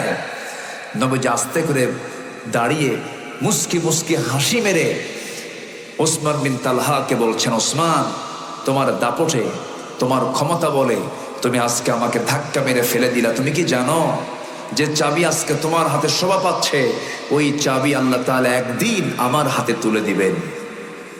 একটু আস্তে করেন সুবহানাল্লাহ। কেমন করে হাতে পেলেন? অনেক লম্বা প্রেক্ষাপট। শুনতে রাজি? আস্তে করে সবাই কি শুনতে রাজি আছেন? ওসমান বিন তালহা মনে মনে চিন্তা করতেছে, মুহাম্মদ বিন আব্দুল্লাহ যা বলে তাই তো হয়ে যায়, কারণ সে সত্যবাদী। আমরা জানি সে কখনো মিথ্যা কথা বলে না। তাহলে তো এই কথা যদি সত্যি হয়ে যায় তাহলে তো বিপদে পড়ে যাব। আস্তে করে কানে কানে বলে, মুহাম্মদ শোনো, তোমাকে কাবার চাবি আমি তোমার হাতে তুলে দেব, কিন্তু শর্ত হলো এই কথা যেন আবু জেহেলের কান পর্যন্ত না যায়, আবু জেহেল যেন না জানতে পারে। দেখছেন নেতার ভয়ও আছে। আবার আমার নবীজি বললেন, ঠিক আছে, কেউ জানবে না, আমাকে কাবার চাবিটা দিয়ে দাও। কাবার চাবি যখন রাসূল হাতের মধ্যে নিলেন, দরজার সামনে গেলেন। আমার নবীজি ওই কাবা ঘরের বাসিন্দা তিনি ছিলেন। যারা হজে গেছেন, আমি নিজের চোখে আল্লাহ তাআলা আমাকে দেখার তৌফিক দিয়েছেন, কাবা ঘরের ঠিক পূর্ব পাশের বাসিন্দা হচ্ছেন মুহাম্মদ সাল্লাল্লাহু আলাইহি ওয়াসাল্লাম। আমার নবীজির ঘর হলো কাবা শরীফের ঠিক পূর্ব ধারে। তার কিবলাও পশ্চিম, আমাদের কিবলাও পশ্চিম। পৃথিবীর সব মানুষের কিবলা কি পশ্চিম? কারো উত্তর, কারো দক্ষিণ, কারো পূর্ব। আর আমাদের কিবলা কি? পশ্চিম। আমার রাসূলের কিবলাও কি? পশ্চিম। মিল আছে না নাই? আছে। এবং আমার নবীজির বাহ্যিক সুরতের সাথে আমাদের সুরতের অনেকের মিল আছে। নবীজির চুল কিন্তু কালো ছিল, সাদা ছিল না। সাদা চুল ওয়ালা লোক পৃথিবীতে আছে না নাই? আছে না নাই? আছে। আমার নবীর চুলও ছিল কালো, আমার দেশের মানুষের চুলও কালো। আমার নবীজির চোখের ভিতরের যে মণিটা, এই মণি ছিল কালো। এই দেশের অধিকাংশ মানুষের চোখের মণি কি? কালো। আমার নবীজির গড়ন ছিল না লম্বা না খাটো, কিন্তু হাজারো মানুষের মাঝে যখন তিনি দাঁড়াতেন, সবার মাথার উপর আমার নবীর মাথা দেখা যেত। আচ্ছা, আমার নবীজি না লম্বা ছিলেন না খাটো ছিলেন। এই দেশের মানুষ লম্বা বেশি না খাটো বেশি? একরকম, একটা মিডিয়াম সাইজ। তাহলে আমার নবীজির চোখের সঙ্গে মিল আছে, আমার নবীজির চুলের সঙ্গে মিল আছে, আমার নবীজির গড়নের সঙ্গে মিল আছে, আমার নবীজির কিবলার সঙ্গে মিল আছে। আমার নবীজি না ফর্সা ছিলেন না কালো ছিলেন, বাদামি কালার ছিলেন। হলদেটে লালচে লালচে চেহারা ছিল, বাদামি কালার ছিল। এই দেশের মানুষ না ফর্সা না কালো। আমার নবীর সুরতটা এমনই ছিল, চামড়া এমন ছিল। চেহারা মিল আছে, চোখ মিল আছে, কিবলা মিল আছে, চরিত্র আস্তে এই জায়গায় ধরা না, এই জায়গায় ধরা খাইছি। তাহলে সুরত দরকার না সিরাত দরকার? সুরত দরকার মানে চেহারা দরকার না চরিত্র দরকার? সুরত নয়, সিরাত দরকার। আমার নবীজির সিরাত আমরা নেব। বেলালের সুরত ছিল না সিরাত ছিল? বেলাল চেহারা ছিল না গুণ ছিল? গুণ ছিল। চেহারা দিয়ে কি করুন? আবুল আহাবের চেহারা ভালো ছিল। অনেক লম্বা কথা, শুধু আমাকে মনে করে দিবেন, হুজুর কাবার চাবি রাসূল হাতে কেমনে পেলেন এটা বলবেন, মনে করে দিবেন আমাকে যদি ভুলে যাই। আমার বন্ধুগণ, আমার নবীজি কাবার চাবি হাতের মধ্যে নিলেন। এবার কাবার দরজার সামনে দাঁড়ালেন, তালাটা খুললেন। তালা খুলে যখন ভিতরে ঢুকলেন, ভিতরে ঢোকার সঙ্গে সঙ্গে দেখতে পেলেন একটা মূর্তি। না কয়টা মূর্তি? বলেন বলেন কয়টা? 360টা মূর্তি। নবীজির ভিতরে তো সাইয়েদনা ইব্রাহিমের রক্ত লুকানো আছে। সাইয়েদনা ইব্রাহিম আলাইহিস সালাম কি করেছেন বলেন তো? উনি যে আগুনে তাকে নিক্ষেপ করা হলো কি কারণে বলেন তো? বাপ বানাইছিল, বেটা ভাঙছে। আল্লাহু আকবার বলেন। ইব্রাহিম আলাইহিস সালাম তাকে যখন বলা হলো এগুলো ভাঙছে কে? সম্মানিত ভাইয়েরা, এখন আমার দিকে তাকান একটু। সম্মানিত ভাইয়েরা, আমার নবীজি দেখতে পেলেন কয়টা মূর্তি বলেন তো? বলেন তো, মূর্তি দেখলে কি কার ঘরে ঢুকছে? কার ঘরে ঢুকাইছে? পৃথিবীর প্রথম ঘর, পৃথিবীর প্রথম ঘর কাবার ভিতরে আরবের পত্তলিকরা 360টা মূর্তি ঢুকায় রাখছে। আমার নবীজি এগুলো দেখলেন, রক্ত তো লুকানো আছে সাইয়েদনা ইব্রাহিমের, ভাবতেছেন ভেঙ্গে চুরমার করে দেব। ইব্রাহিম মূর্তি রেখেছিলেন না ভেঙ্গেছিলেন? আস্তে কম। রাখছিলেন না ভেঙ্গেছিলেন? ভাঙছিলেন। আবার উল্টাপাল্টা বুঝবেন না, হয়তো আগামীকালকে যেন এটা যেন হেড নিউজ না হয়, হুজুর আসছিল মূর্তি যা আছে সব ভেঙ্গে সোজা করতে করছে, এটা যেন আবার উল্টাপাল্টা বুঝেন না। হিন্দু ভাইয়েরা মূর্তি বানাবে, তারা তাদের মন্দিরে তাদের উপাসনা করবে, আমাদের এতে কোনো হেডেক মাথা ব্যথা নাই। তাদের ধর্ম তাদের কাছে, আমাদের ধর্ম আমাদের কাছে। তাদের কোনো মূর্তিকে আমাদের গালি দেওয়ারও দরকার নাই। কিন্তু কথা হচ্ছে ধর্ম যার যার, উৎসব সবার। এখানে ঘটনা কিছু পেঁয়াজ খেয়েছে, আসতে কাবেন না, জোরে কোন ঠিক কিনা? এই জাতীয় কথা মানুষ বললে পরে তার ইমান আছে না গেছে? ইমান আছে না গেছে? ধর্ম যার যার, উৎসব সবার যদি হয়। আমার দেশে কোনোদিন কি দেখেছেন আমাদের ঈদগাহে, আমাদের জুমার নামাজে, ঈদের নামাজে অন্য ধর্মের কোনো ভাইকে অংশগ্রহণ করেছে? কিন্তু আমাদের কিছু মুসলমান ভাইরা দুর্গা পূজার যায় অনুষ্ঠানে গিয়ে নারিকেল নাড়ু খায়, বিসমিল্লাহ কয়। হায়া নাই, শরম নাই, আসে না? নয়, আচ্ছা, তারা আসে না। চাকরি যার যার, বেতন সবার। হ্যাঁ, বউ যার যার, হক সবার। হ্যাঁ না, বউ যার যার হক তার তার, চাকরি যার যার হক তার তার, ধর্ম যার যার, উৎসব তার তার। কষ্ট পাচ্ছেন নাকি? ধর্মীয় বিষয়ে ফতুয়া দেবে সাধারণ মানুষ না আলেম ওলামা। আমার দেশে বেনামাজি, সুদখোর, জেনাকার, বদমাইশরাও ফতুয়া মারে, আছে না? নাই, কষ্ট পাচ্ছেন নাকি? ঘুড়ি আজকে এত ঘুরতেছে কেন বুঝলাম? এত তাড়াতাড়ি টাইম চলে যাচ্ছে। আমার আলোচনা এত পড়ে আছে, সামনে আর বহু আলোচনা পড়ে আছে না? আমার আলোচনা চলো, জোরে বলি ইনশাআল্লাহ। জি হ্যাঁ, মনে আছে, সমস্যা নেই। ইমানদারের গুণ কয়টা বলেন? বলেন কয়টা? একটাও কি কইছি আমি? বলেন, এগুলো একটা একটা করে বললে তো ফজর হয়ে যাবে। হোক, জোরে বলি ইনশাআল্লাহ। জি আলহামদুলিল্লাহ। এই ওঠে কে, ধরেন ধরে, ধরেন তো, বসেন। যে একটু মজা করে বললাম, আবার রাগ করেন না, একটু বসেন, কেউ উঠবেন না। আমি আর একটু সময় একটু মিলাই দেব। আলোচনা শুরু করেছে যেটা দিয়ে একটু গোছায় দিয়ে আমি শেষ করে ফেলবো। ফজর নামাজ পড়বো তো আমরা ইনশাআল্লাহ। আমার দেশে আবার বহু ইমানদার আছে হুজুর, ইমান কি বলে, নামাজ না থাক ইমান তো আছে, বুকে থাপড়ে আবার, বুঝলেন, মানে ভাবে যে থাপ্পড় মারলে ইমান মজবুত হয়, আছে না? নাই। আমার বন্ধুগণ, আমার নবীজি প্রচন্ড ক্ষেপে গেলেন, রেগে গেলেন। মূর্তিগুলো দেখে ভাবলেন সবগুলো ভেঙ্গে চুরমার করে দেব। ইব্রাহিম আলাইহিস সালাম মূর্তিগুলোকে সব মাথাগুলো ভেঙ্গে দিয়েছিলেন। বলা হয়েছিল ইব্রাহিম এগুলো ভাঙছে কে? তিনি বললেন তোমরা তোমাদের রবকে জিজ্ঞাসা করো। তিনি জীবনে 3টা হিকমতপূর্ণ মিথ্যা কথা বলেছিলেন। কয়টা? ইব্রাহিম আলাইহিস সালাম আমাদের জাতির পিতা। আমাদের জাতির পিতা কে? আবার আবার প্যাসপুস যেন না লাগে। ইব্রাহিম আলাইহিস সালাম কি সুন্দর করে তিনি তার তাওহীদ চেতনাকে লালন করেছেন, কিন্তু তিনি তার জীবনে 3টা হিকমতপূর্ণ তিনি মিথ্যা কথা বলেছেন। তবে সেই মিথ্যাটা মিথ্যা নয়।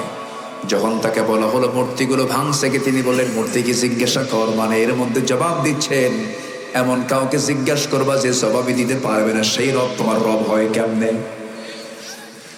নাম্বার 2 হলো, চলো আমরা এই শহর ছেড়ে আমরা মেলায় যাব। তিনি বলেন আমি যেতে পারবো না, ইন্নী সাকিম, আমি অসুস্থ। অথচ তিনি শারীরিকভাবে সুস্থ ছিলেন, কিন্তু অসুস্থ হলো 2 প্রকার, একটা শারীরিক আর একটা মানসিক। মানসিক অসুস্থটাই সবচেয়ে জটিল। তিনি মানসিকভাবে অসুস্থ ছিলেন, কারণ ইমানদার শিরকের কাজ দেখলে সে সুস্থ থাকে না অসুস্থ থাকে? অসুস্থ থাকে। নাম্বার 3 হলো ইব্রাহিম আলাইহিস সালাম তার স্ত্রী সারা আলাইহিস সালামকে নিয়ে যখন তিনি হিজরত করছিলেন, জালিম শাসক যখন বলে ফেললো, ইব্রাহিম তোমার সঙ্গে এই মহিলার পরিচয়টা কি? তিনি মনে মনে চিন্তা করেন, বউয়ের পরিচয় দিলে পরে সেই বউটাকে আমার কাছ থেকে নিয়ে চলে যাবে, তিনি এটা আমার বোন হয়, নিরাপত্তার জন্য বললেন। কিন্তু এরপরও বউটাকে তারা ধরে নিয়ে চলে গিয়েছিল। এই যে তিনি বউটাকে, নিজের বউটাকে বোন বলেছেন, যদিও মিথ্যা কথা নয়, ইন্নামাল মুমিনুনা ইখওয়া, কৌশল তিনি করেছেন। ইব্রাহিম আলাইহিস সালাম এই 3টা হিকমতপূর্ণ কথা বলেছিলেন। আমার বন্ধুগণ, সেই ইব্রাহিম আলাইহিস সালাম যখন বললেন মূর্তি ভাঙছে কে, তোমরা সেই মূর্তিকে জিজ্ঞাসা করো, কিন্তু ফলাফল শেষ পর্যন্ত হলো, তদন্ত রিপোর্ট হয়ে গেল মূর্তি অবশ্যই ইব্রাহিম ভাঙছে।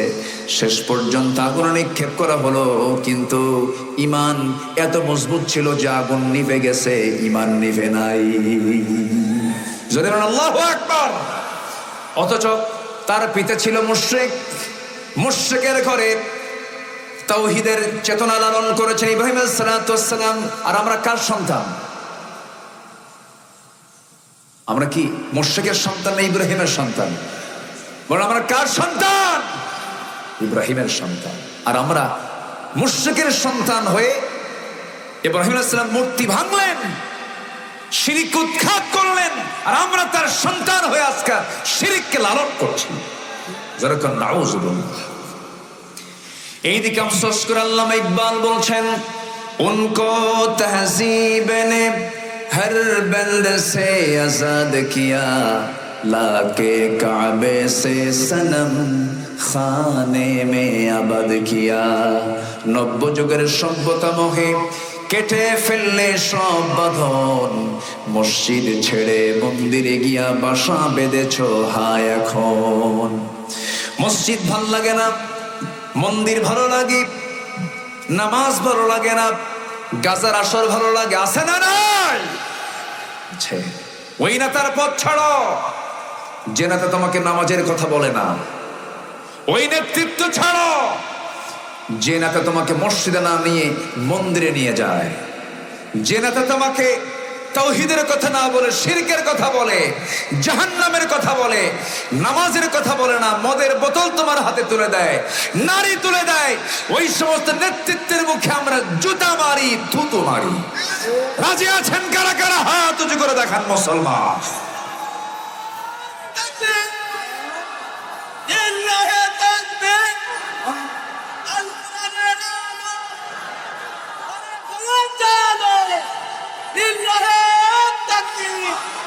দুনিয়ার মুসলিম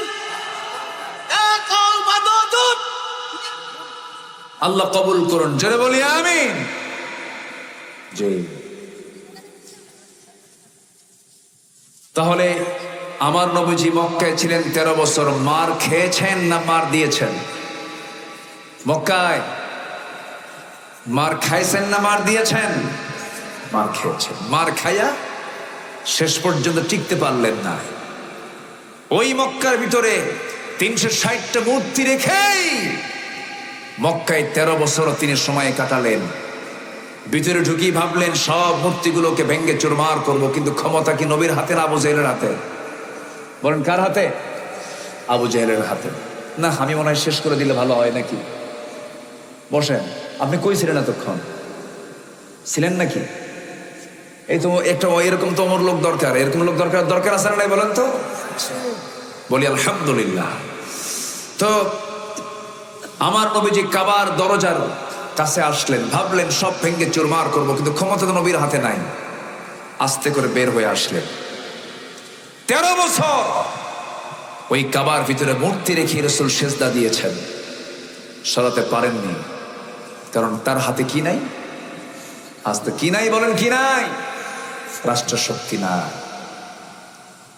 আকলমন্দ ইশারা বাসাত, সচেতন ব্যক্তির জন্য কিন্তু ইঙ্গিতগুলোই যথেষ্ট। একটু বুঝে নেন, সময় আসবে।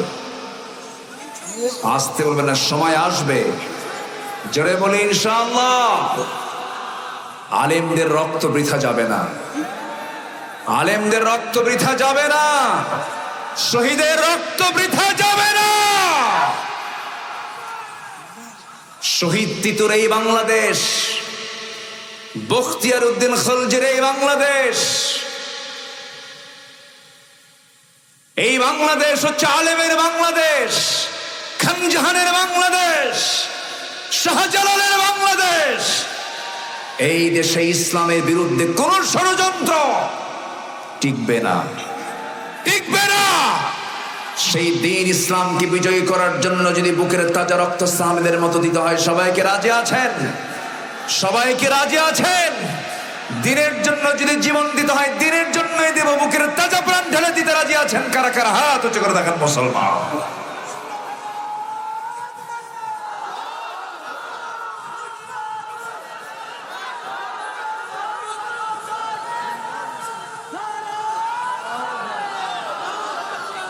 আল্লাহ কবুল করো, জোরে বলি আল্লাহুম্মা আমিন। সম্মানিত ভাইয়েরা, আমার নবীজি যখন মক্কায় ছিলেন, নবীজির চোখের সামনে সাইয়েদনা ইয়াসির রাদিয়াল্লাহু আনহুকে ধরা হলো। ধরে নবীর চোখের সামনে রাসূল দেখতে পাচ্ছেন, দুই হাত বাঁধা হলো, দুই পা বাঁধা হলো, মারতে মারতে বেহুশ করে ফেলা হলো। আমার নবীজি এই দৃশ্য অবলোকন করছিলেন, কিন্তু ক্ষমতা নাই।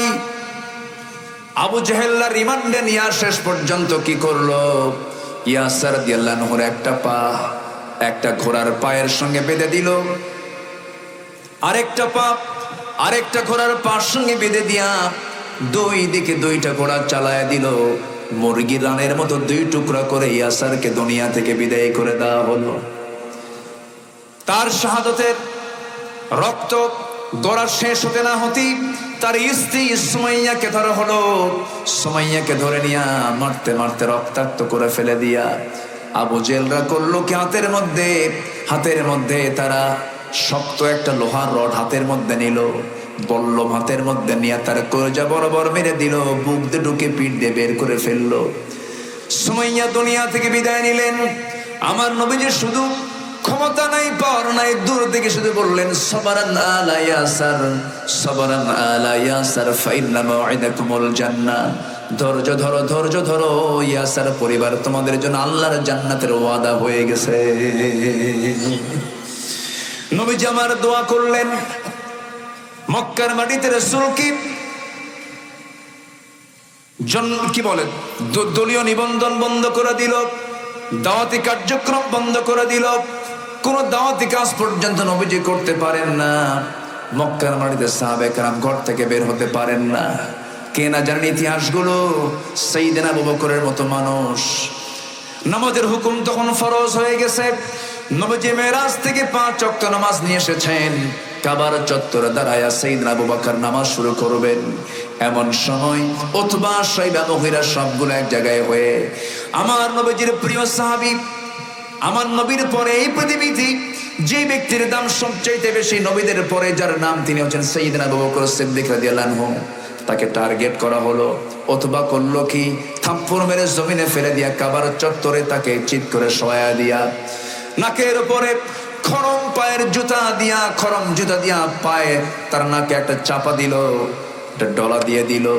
নাকটা পচা হয়ে গেছে, ফিঙ্কি দিয়ে রক্ত পড়া শুরু হয়ে গেছে, মারতে মারতে রক্তাক্ত করে ফেলা হলো।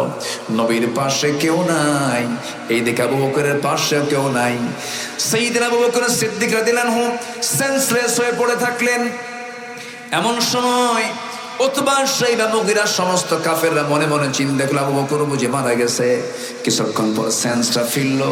সেন্সটা ফেরার সঙ্গে সঙ্গে তিনি মনে মনে চিন্তা করলেন, আমাকে তো এরা মেরেই ফেলে দিয়েছিল, না জানি রাসূলকে তারা কি করবে জানি না। ওই জায়গা থেকে কোনো মতো সেন্সটা ফেরার সঙ্গে সঙ্গে নাকে হাত দিয়ে দৌড় মেরে নবীর দরজার কাছে সে বলছেন, ইয়া রাসূলুল্লাহ, দরজা খুলুন। দরজা খোলার সঙ্গে সঙ্গে রাসূল তার চেহারার দিকে তাকায়া রাসূল অবাক হয়ে গেলেন, আবু বকর এই ঘটনা ঘটলো কেমনে হুজুর? সেজদা দিতে গেছে কাফেররা আমার নাকটা বোচা করে দিয়েছে। মক্কার হাওয়া ভালো না, মক্কার পরিবেশ ভালো না। ইয়া রাসূলুল্লাহ, আপনাকে তারা চোরা গুপ্ত হামলা করতে পারে, আপনি তাড়াতাড়ি বের হয়ে আসুন। রাসূলকে সেই জায়গা থেকে বের করে নিয়ে মক্কার বাইরের সাইডে চলে গেলেন। প্রচন্ড ক্ষুধা। রাসূল বলছেন, আবু বকর, যে পরিমাণ রক্তক্ষরণ হচ্ছে তোমার দেহ থেকে, না জানি তুমি মারা যাও কিনা, দেখি তো তোমার জন্য কোনো খাবার সংগ্রহ করা যায় কিনা। ওই মক্কার মরু অঞ্চলে খুঁজতে খুঁজতে তিনি মেষের পাল দেখলেন, পেলেন না। উটের পাল দেখলেন, পেলেন না। একটা ছাগলের পাল দেখতে পেলেন। ছাগল পালের সামনে গিয়ে দেখেন একজন রাখাল সামনে দাঁড়ানো। নবীজি রাখালকে লক্ষ্য করে বলছেন, রাখাল, একটা ছাগি দেবে নাকি, কি করবেন? ছাগিটার দুধ দহন করব। সঙ্গে সঙ্গে সে রাখাল বলছেন, না না, দেওয়া যাবে না, কারণ এই ছাগলগুলোর মালিক তো আমি নই। আপনাকে যদি ছাগিটা যদি দুধ দহন করতে দেয়, আমানতের খেয়ানত হয়ে যাবে। আমার নবীজি হঠাৎ করে মনে মনে চিন্তা করলেন, আহারে, এই তপ্ত মরুর ভিতরে একজন ছাগলের রক্ষণাবেক্ষণকারী একজন রাখাল, ইমান না, তার মধ্যে ইমান নাই, কিন্তু ইমানের গুণটা আমানতের খেয়ানতকারী সে নয়। কি সুন্দর করে আমানতের কথা বলছি। সঙ্গে সঙ্গে তিনি বলছেন, ও রাখাল, তুমি আমাকে এমন একটা ছাগি দেবে যে ছাগিটার ওলানে এখনো দুধ আসে নাই, ছোট্ট ছাগি হলেও চলবে। রাখাল মনে মনে চিন্তা করে, লোকটা পাগল নাকি, ছোট্ট ছাগি দিয়ে কি করবে দেখি। ছোট্ট একটা ছাগি যখন নবীর হাতে যখন দিয়ে ফেললো, ওই রাখাল তোমার চিন্তাও করো না, এই হাতের মধ্যে এত বরকত আছে। নবীজি ছোট্ট ছাগিটা হাতের মধ্যে নিলেন, ওলানের মধ্যে নিলেন, হাতের মধ্যে নিয়ে দুই পায়ের মাঝখানে নিলেন, ওলানের ঠিক বরাবর তিনি দুটো হাত রাখলেন। রাখার সঙ্গে সঙ্গে রাসূল বিসমিল্লাহ বলে ফু দিলেন। ছোট্ট ছাগির গোটা ওলান জুড়ে দুধ পূর্ণ হয়ে গেল। নবীজি আমার রাখালকে বলেন, রাখাল, একটা বাটি আমাকে দাও, একটা পাত্র আমাকে দাও। একটা পাত্র যখন তার হাতে দেওয়া হলো, আমার নবীজি পাত্র হাতের মধ্যে নিয়ে দুধ দহন করলেন। দুধ দহন করতে করতে বাটিটা দুধ পূর্ণ হয়ে গেছে। রাসূল বলেন, আবু বকর, রক্তাক্ত হয়েছে সকালবেলা, এখন তুমি বরকতের দুধ পান করো।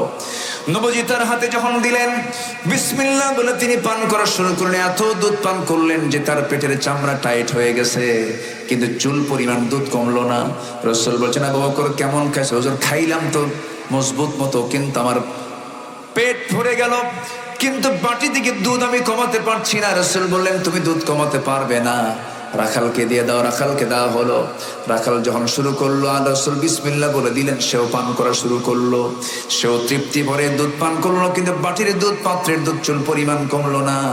রাসূল বলছেন, শোনো আমার সাহাবী আবু বকর, এই জায়গায় যদি আরো আল্লাহর কিছু বান্দা থাকতো, তারাও সবাই মিলেই বাটির দুধ কমাতে পারতো না, যতক্ষণ আমি আমার ঠোঁটটাই বাটিতে না লাগাবো।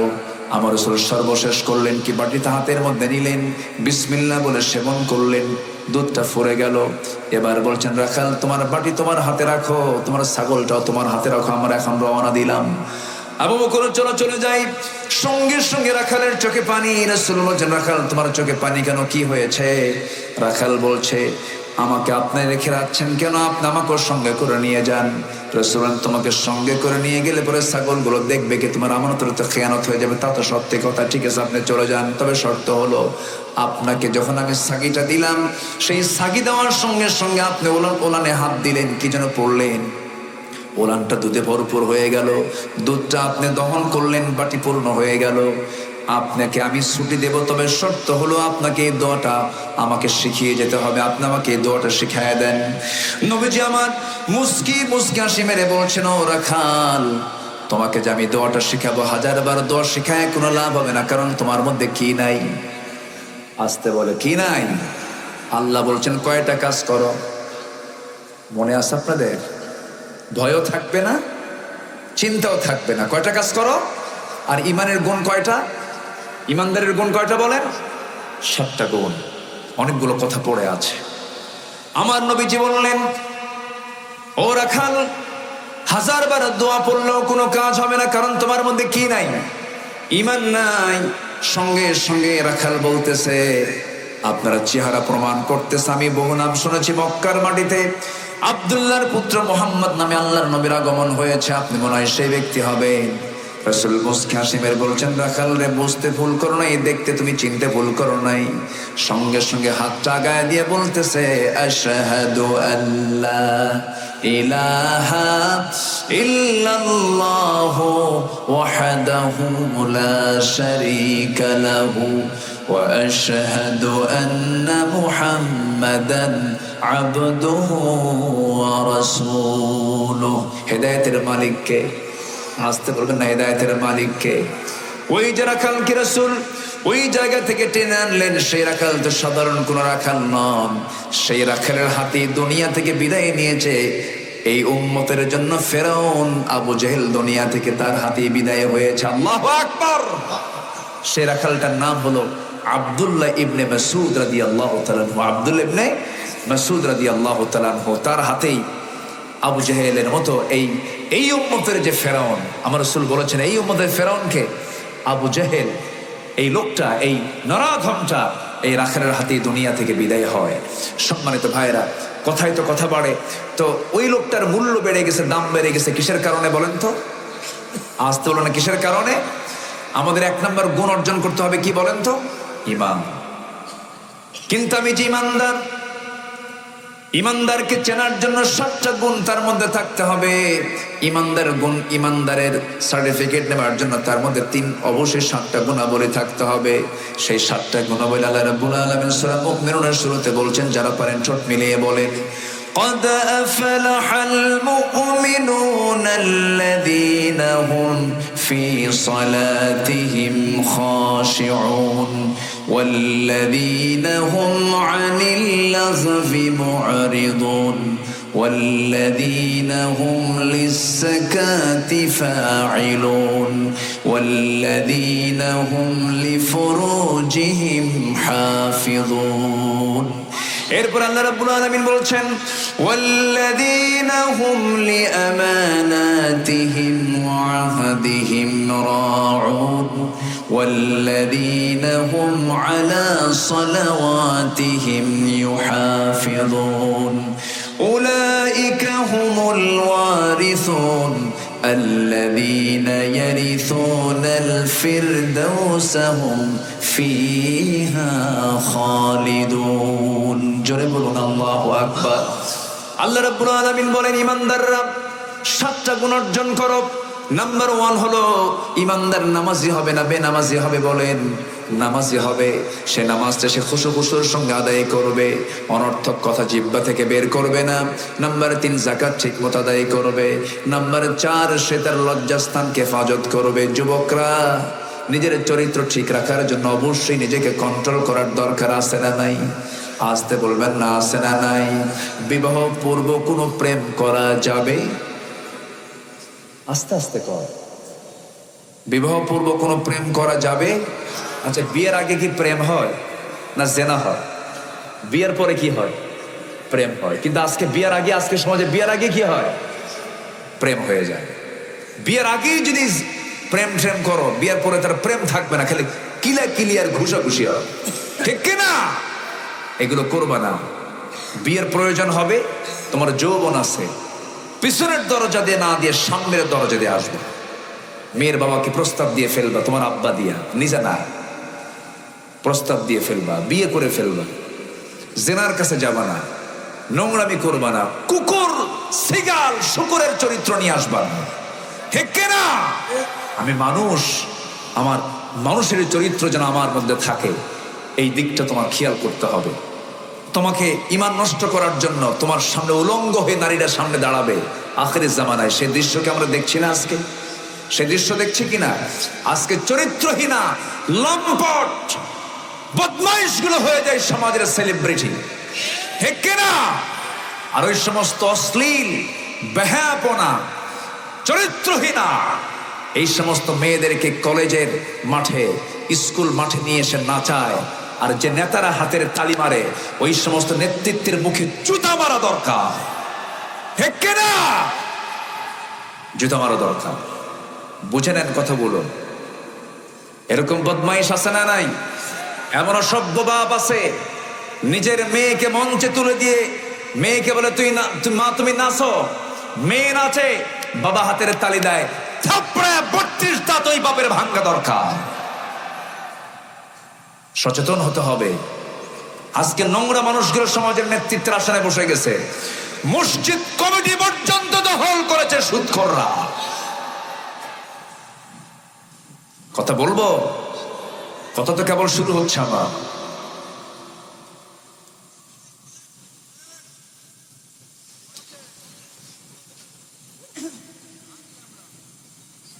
শোনেন, আজকে যদি আমরা সচেতন হতাম, অন্তত মসজিদ কমিটি কোনো মৎখর শরাবখোর দখলে নিতে পারত না।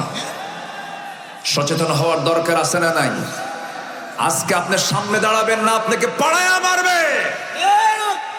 দাঁড়াতে হবে। কুম ফাআনজির রাব্বাকা ফাকাব্বির। চোরের সংখ্যা 10 জন, বাড়িওয়ালা 1 জন। শক্তি কার বেশি? কার শক্তি বেশি? আমরা বাড়িওয়ালা, ওরা চোর। শুধু হুঙ্কার দরকার, সব বঙ্গোপসাগরে হাবুডুবু খায়া মরবে। সাথে শুধু ইমানটা থাকতে হবে। কি থাকতে হবে? ইমানটা থাকতে হবে। নামাজ পড়বো তো ভাই? আজকে আমার দেশে এখন মসজিদ বেশি না মুসল্লি বেশি? বলেন তো। সেদিন এক মসজিদে ঢুকলাম ফজরের সময়, ঢুকে দেখি মোট 3 জন মুসল্লি, আমি সহ, আর বাকি 2 জন হলো ইমাম আর মুয়াজ্জিন আর আমি। মসজিদ টাইলস, এসি, মাইক টনটনা, কিন্তু মুসল্লির খবর নেই। আসল মুসল্লি জোহরের না ফজরের? বলেন বলেন বলেন। একটা আদর্শ গ্রাম তাকে বলা যায়, যে আদর্শ গ্রাম সেটাই বলবো আমরা, যে গ্রামে ফজরের নামাজে মসজিদ টইটম্বর হয়ে যাবে মুসল্লি দিয়া। তা কি আছে? তা তো না। গ্রামের এই মাথায় একটা, মাঝখানে একটা, আর ওই মাথায় আরেকটা মসজিদ। আমি কি ভুল বলতেছি? মুসল্লি নাই।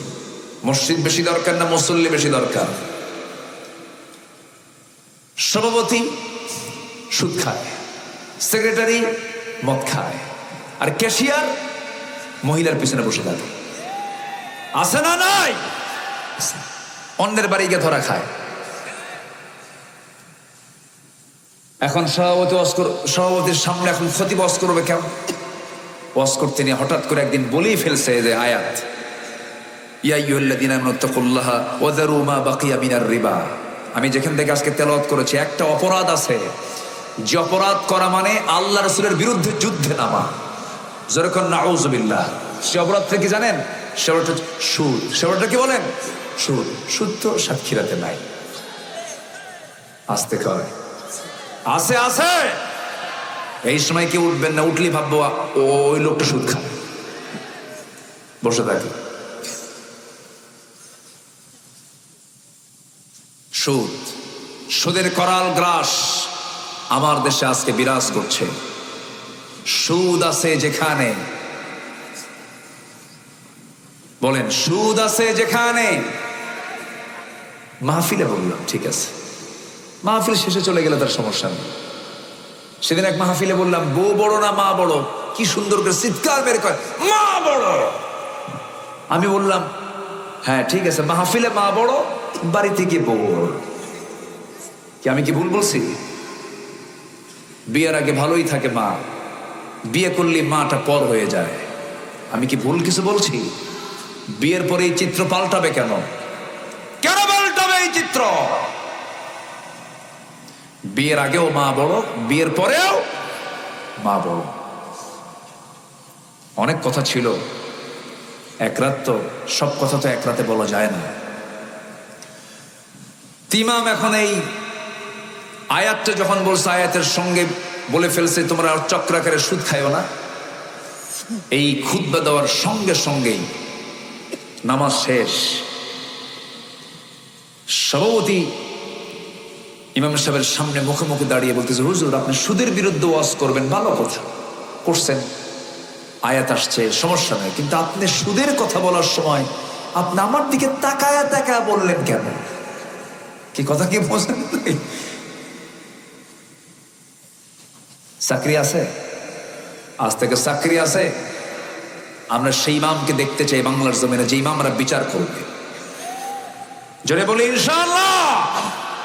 আমার রাসূল ছিলেন পাওয়ারলেস ইমাম না, পাওয়ারফুল ইমাম। রাসূল বিচার করেছেন মসজিদের মেম্বার থেকে।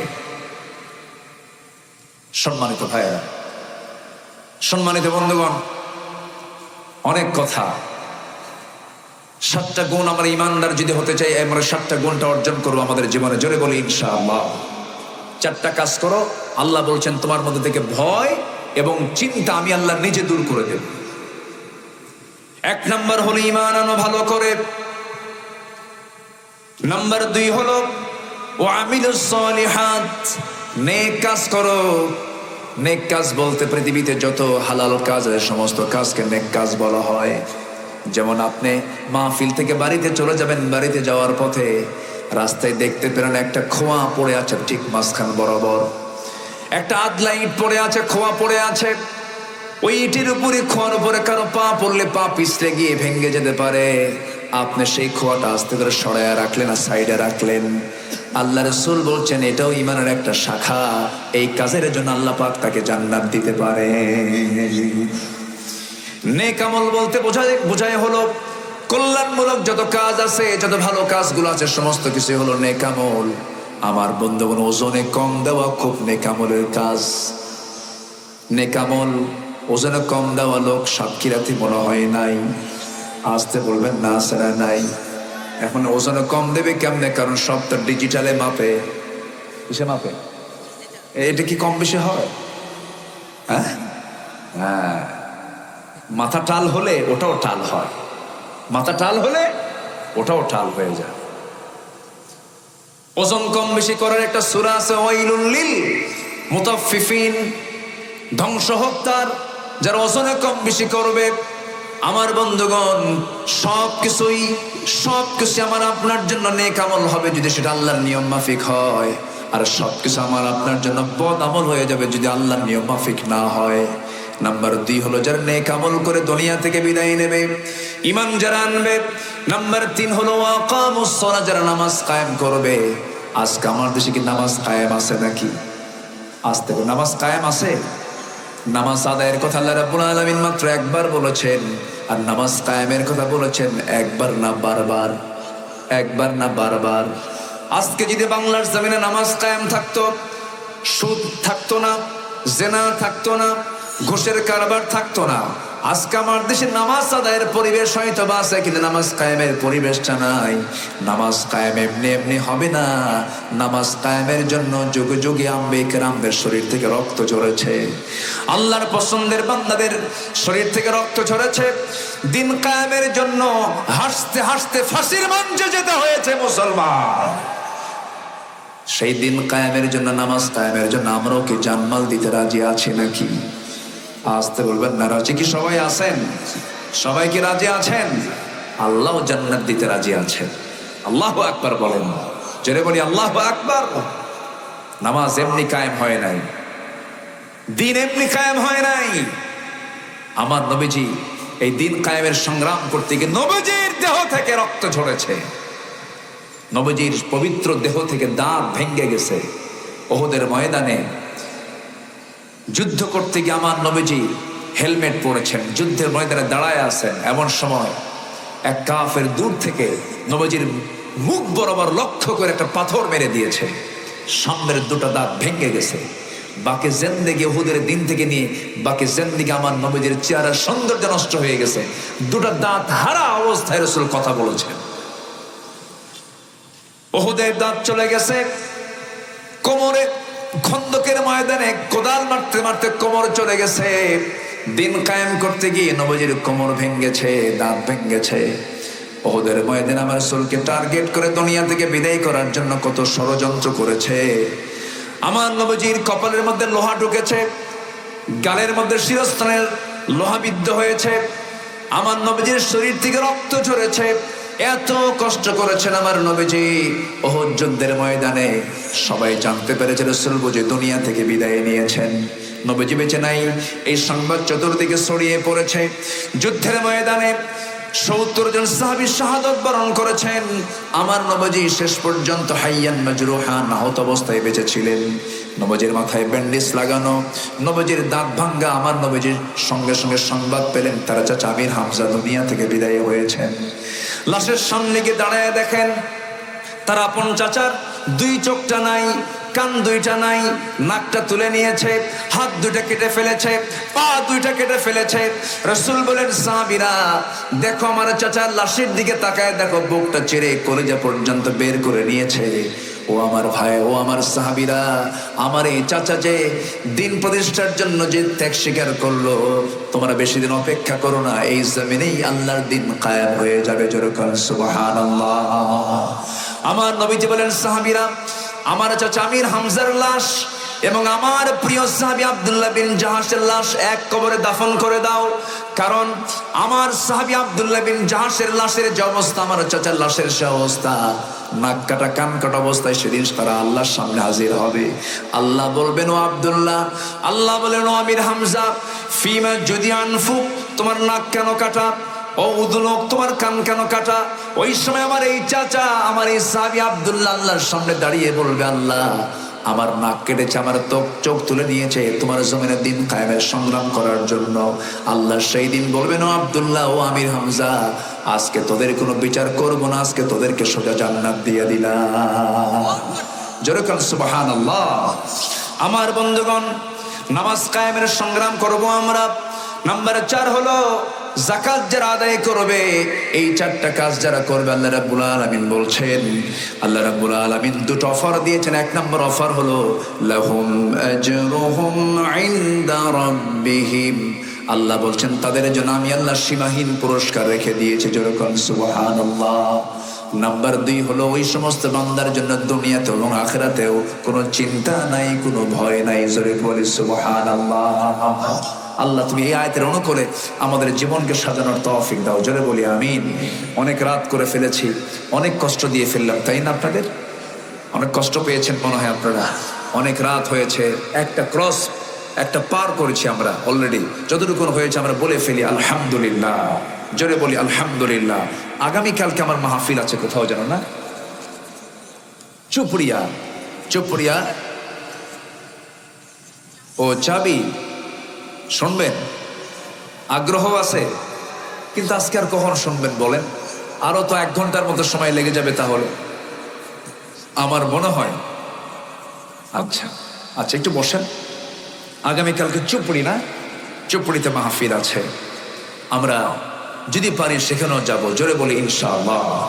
আগামীকালকেও আমি কমিটিকে বলবো, আগামীকালকের কমিটিকে তারা যেন একটু আগে ভাগে উঠায় দিলে মাহফিলের সৌন্দর্য রক্ষা হয়। এই যে কিছু লোক যে যাওয়া আসা করলেন, এটা কিন্তু মূলত টাইমিং এর কারণে। কালকে অফিস আছে অনেকের কাজ আছে, ঘুম তো যা হয়েছে আমরা বলে ফেলি আলহামদুলিল্লাহ। যে নামাজের মতো করে বসি, আমরা একটা নামাজের মতো করে বসি। সবাই বলি সুবহানাকাল্লাহুম্মা ওয়া বিহামদিকা আশহাদু আল্লা ইলাহা ইল্লা আনতা আস্তাগফিরুকা ওয়া আতুবু ইলাইকা। চিৎকার মেরে বলি, ইয়া আল্লাহ, আমার জীবনে সাগীরা কবীরা, ছোট বড় সব গুনাহ তুমি আল্লাহ মাফ করে দাও। জোরে বলি ইয়া রাব্বাল আলামিন, ইয়া রাব্বাল আলামিন। আমাদের চেয়ারম্যান মহোদয় কোথায়? চেয়ারম্যান সব কোথায়? উনি ব্যস্ত আছেন মনে হয়। যা, আসুন আমরা দোয়া করি। আপনি দোয়া করে দেন, আপনি দোয়া করেন।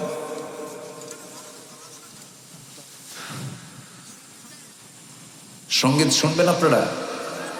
আগ্রহ আছে আপনাদের? আল্লাহ, বলছি তো, শোনেন না আপনি? হ্যাঁ বলছি তো, বলেছি। আপনি কোন দিকে ছিলেন? ইঙ্গিত দিয়েছি তো। নোংরামির বিরুদ্ধে কথা বলি নাই, যাত্রা টাত্রার বিরুদ্ধে কথা বলি নাই। কই ছিলেন আপনি? ও বাইরে গেছিলেন। আচ্ছা, যাই হোক, আসুন আমরা দোয়া করি। হ্যাঁ, আমার তো মনেই নাই, কত আগে যেন বলছি। সে কোন বন্ধু বলো বেশি বিশ্বস্ত, সে কোন বন্ধু বলো বেশি বিশ্বস্ত, কার কাছে মন খুলে দেয়া যায়, কার কাছে সব কথা বলা যায়, হওয়া যায় বেশি আশ্বস্ত, তার নাম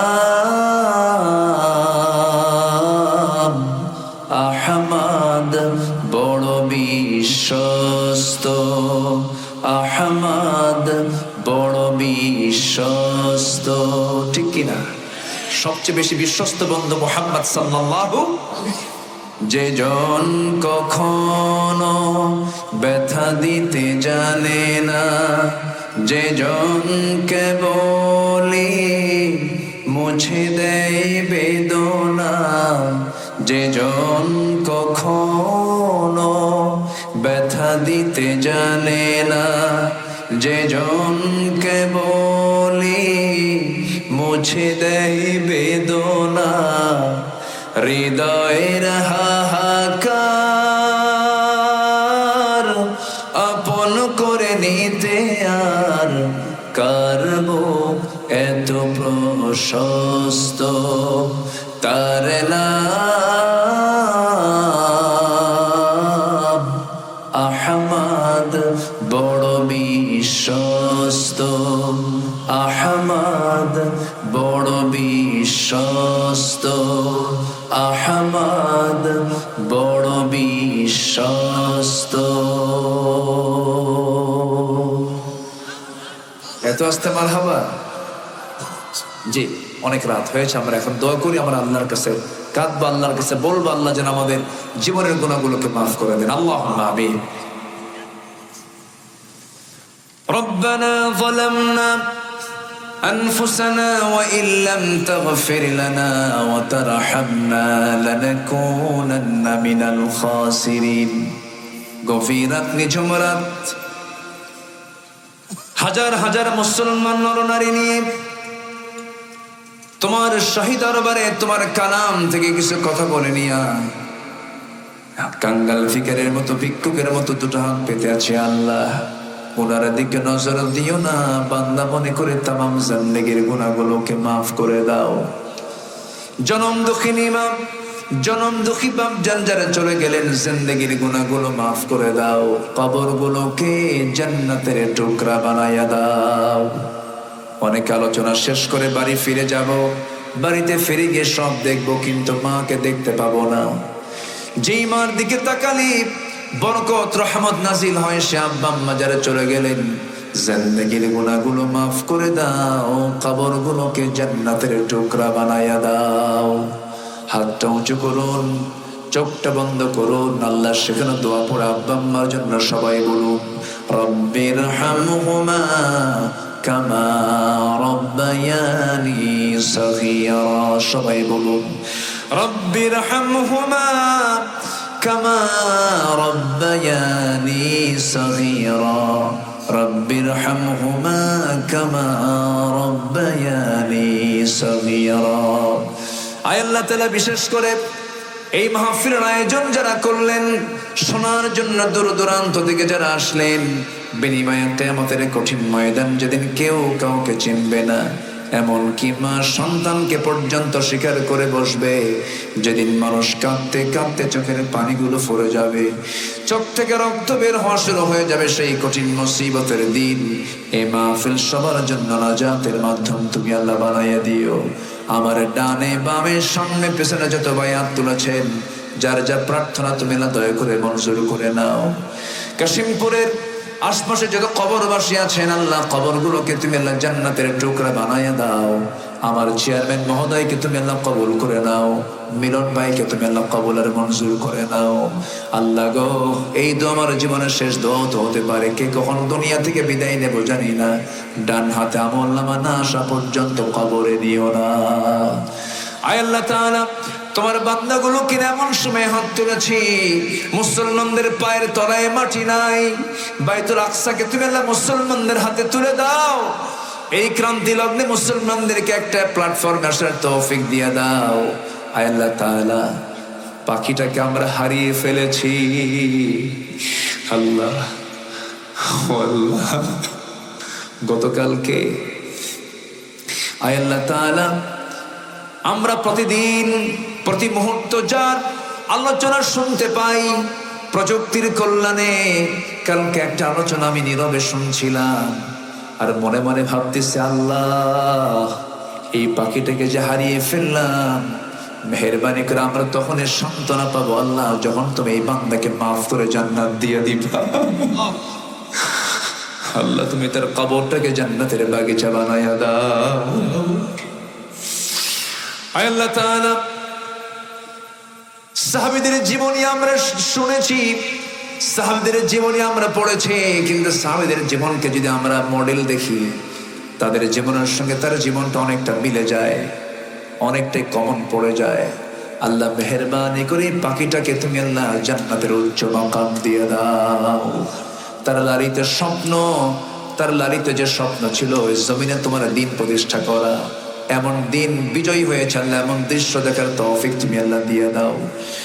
দুনিয়া থেকে কোন দিন বিদায় হব জানি না, কোন দিন মালাকুল মউত হাজির হয়ে যাবে কেউ তো বলতে পারে না। টান মেরে যখন ঘর থেকে বের করে দেবে, জীবনের শেষ গোসল হয়ে যাবে, মরা মুখ সব দেখে দেখে চলে যাবে, কবরে শোয়া দেবে, বাঁশ চাপা দেবে, মাটি চাপা দেবে, ওই যে বিদায় দিয়ে দেবে, আর কোনোদিন কেউ খোঁজ নিতে যাবে না।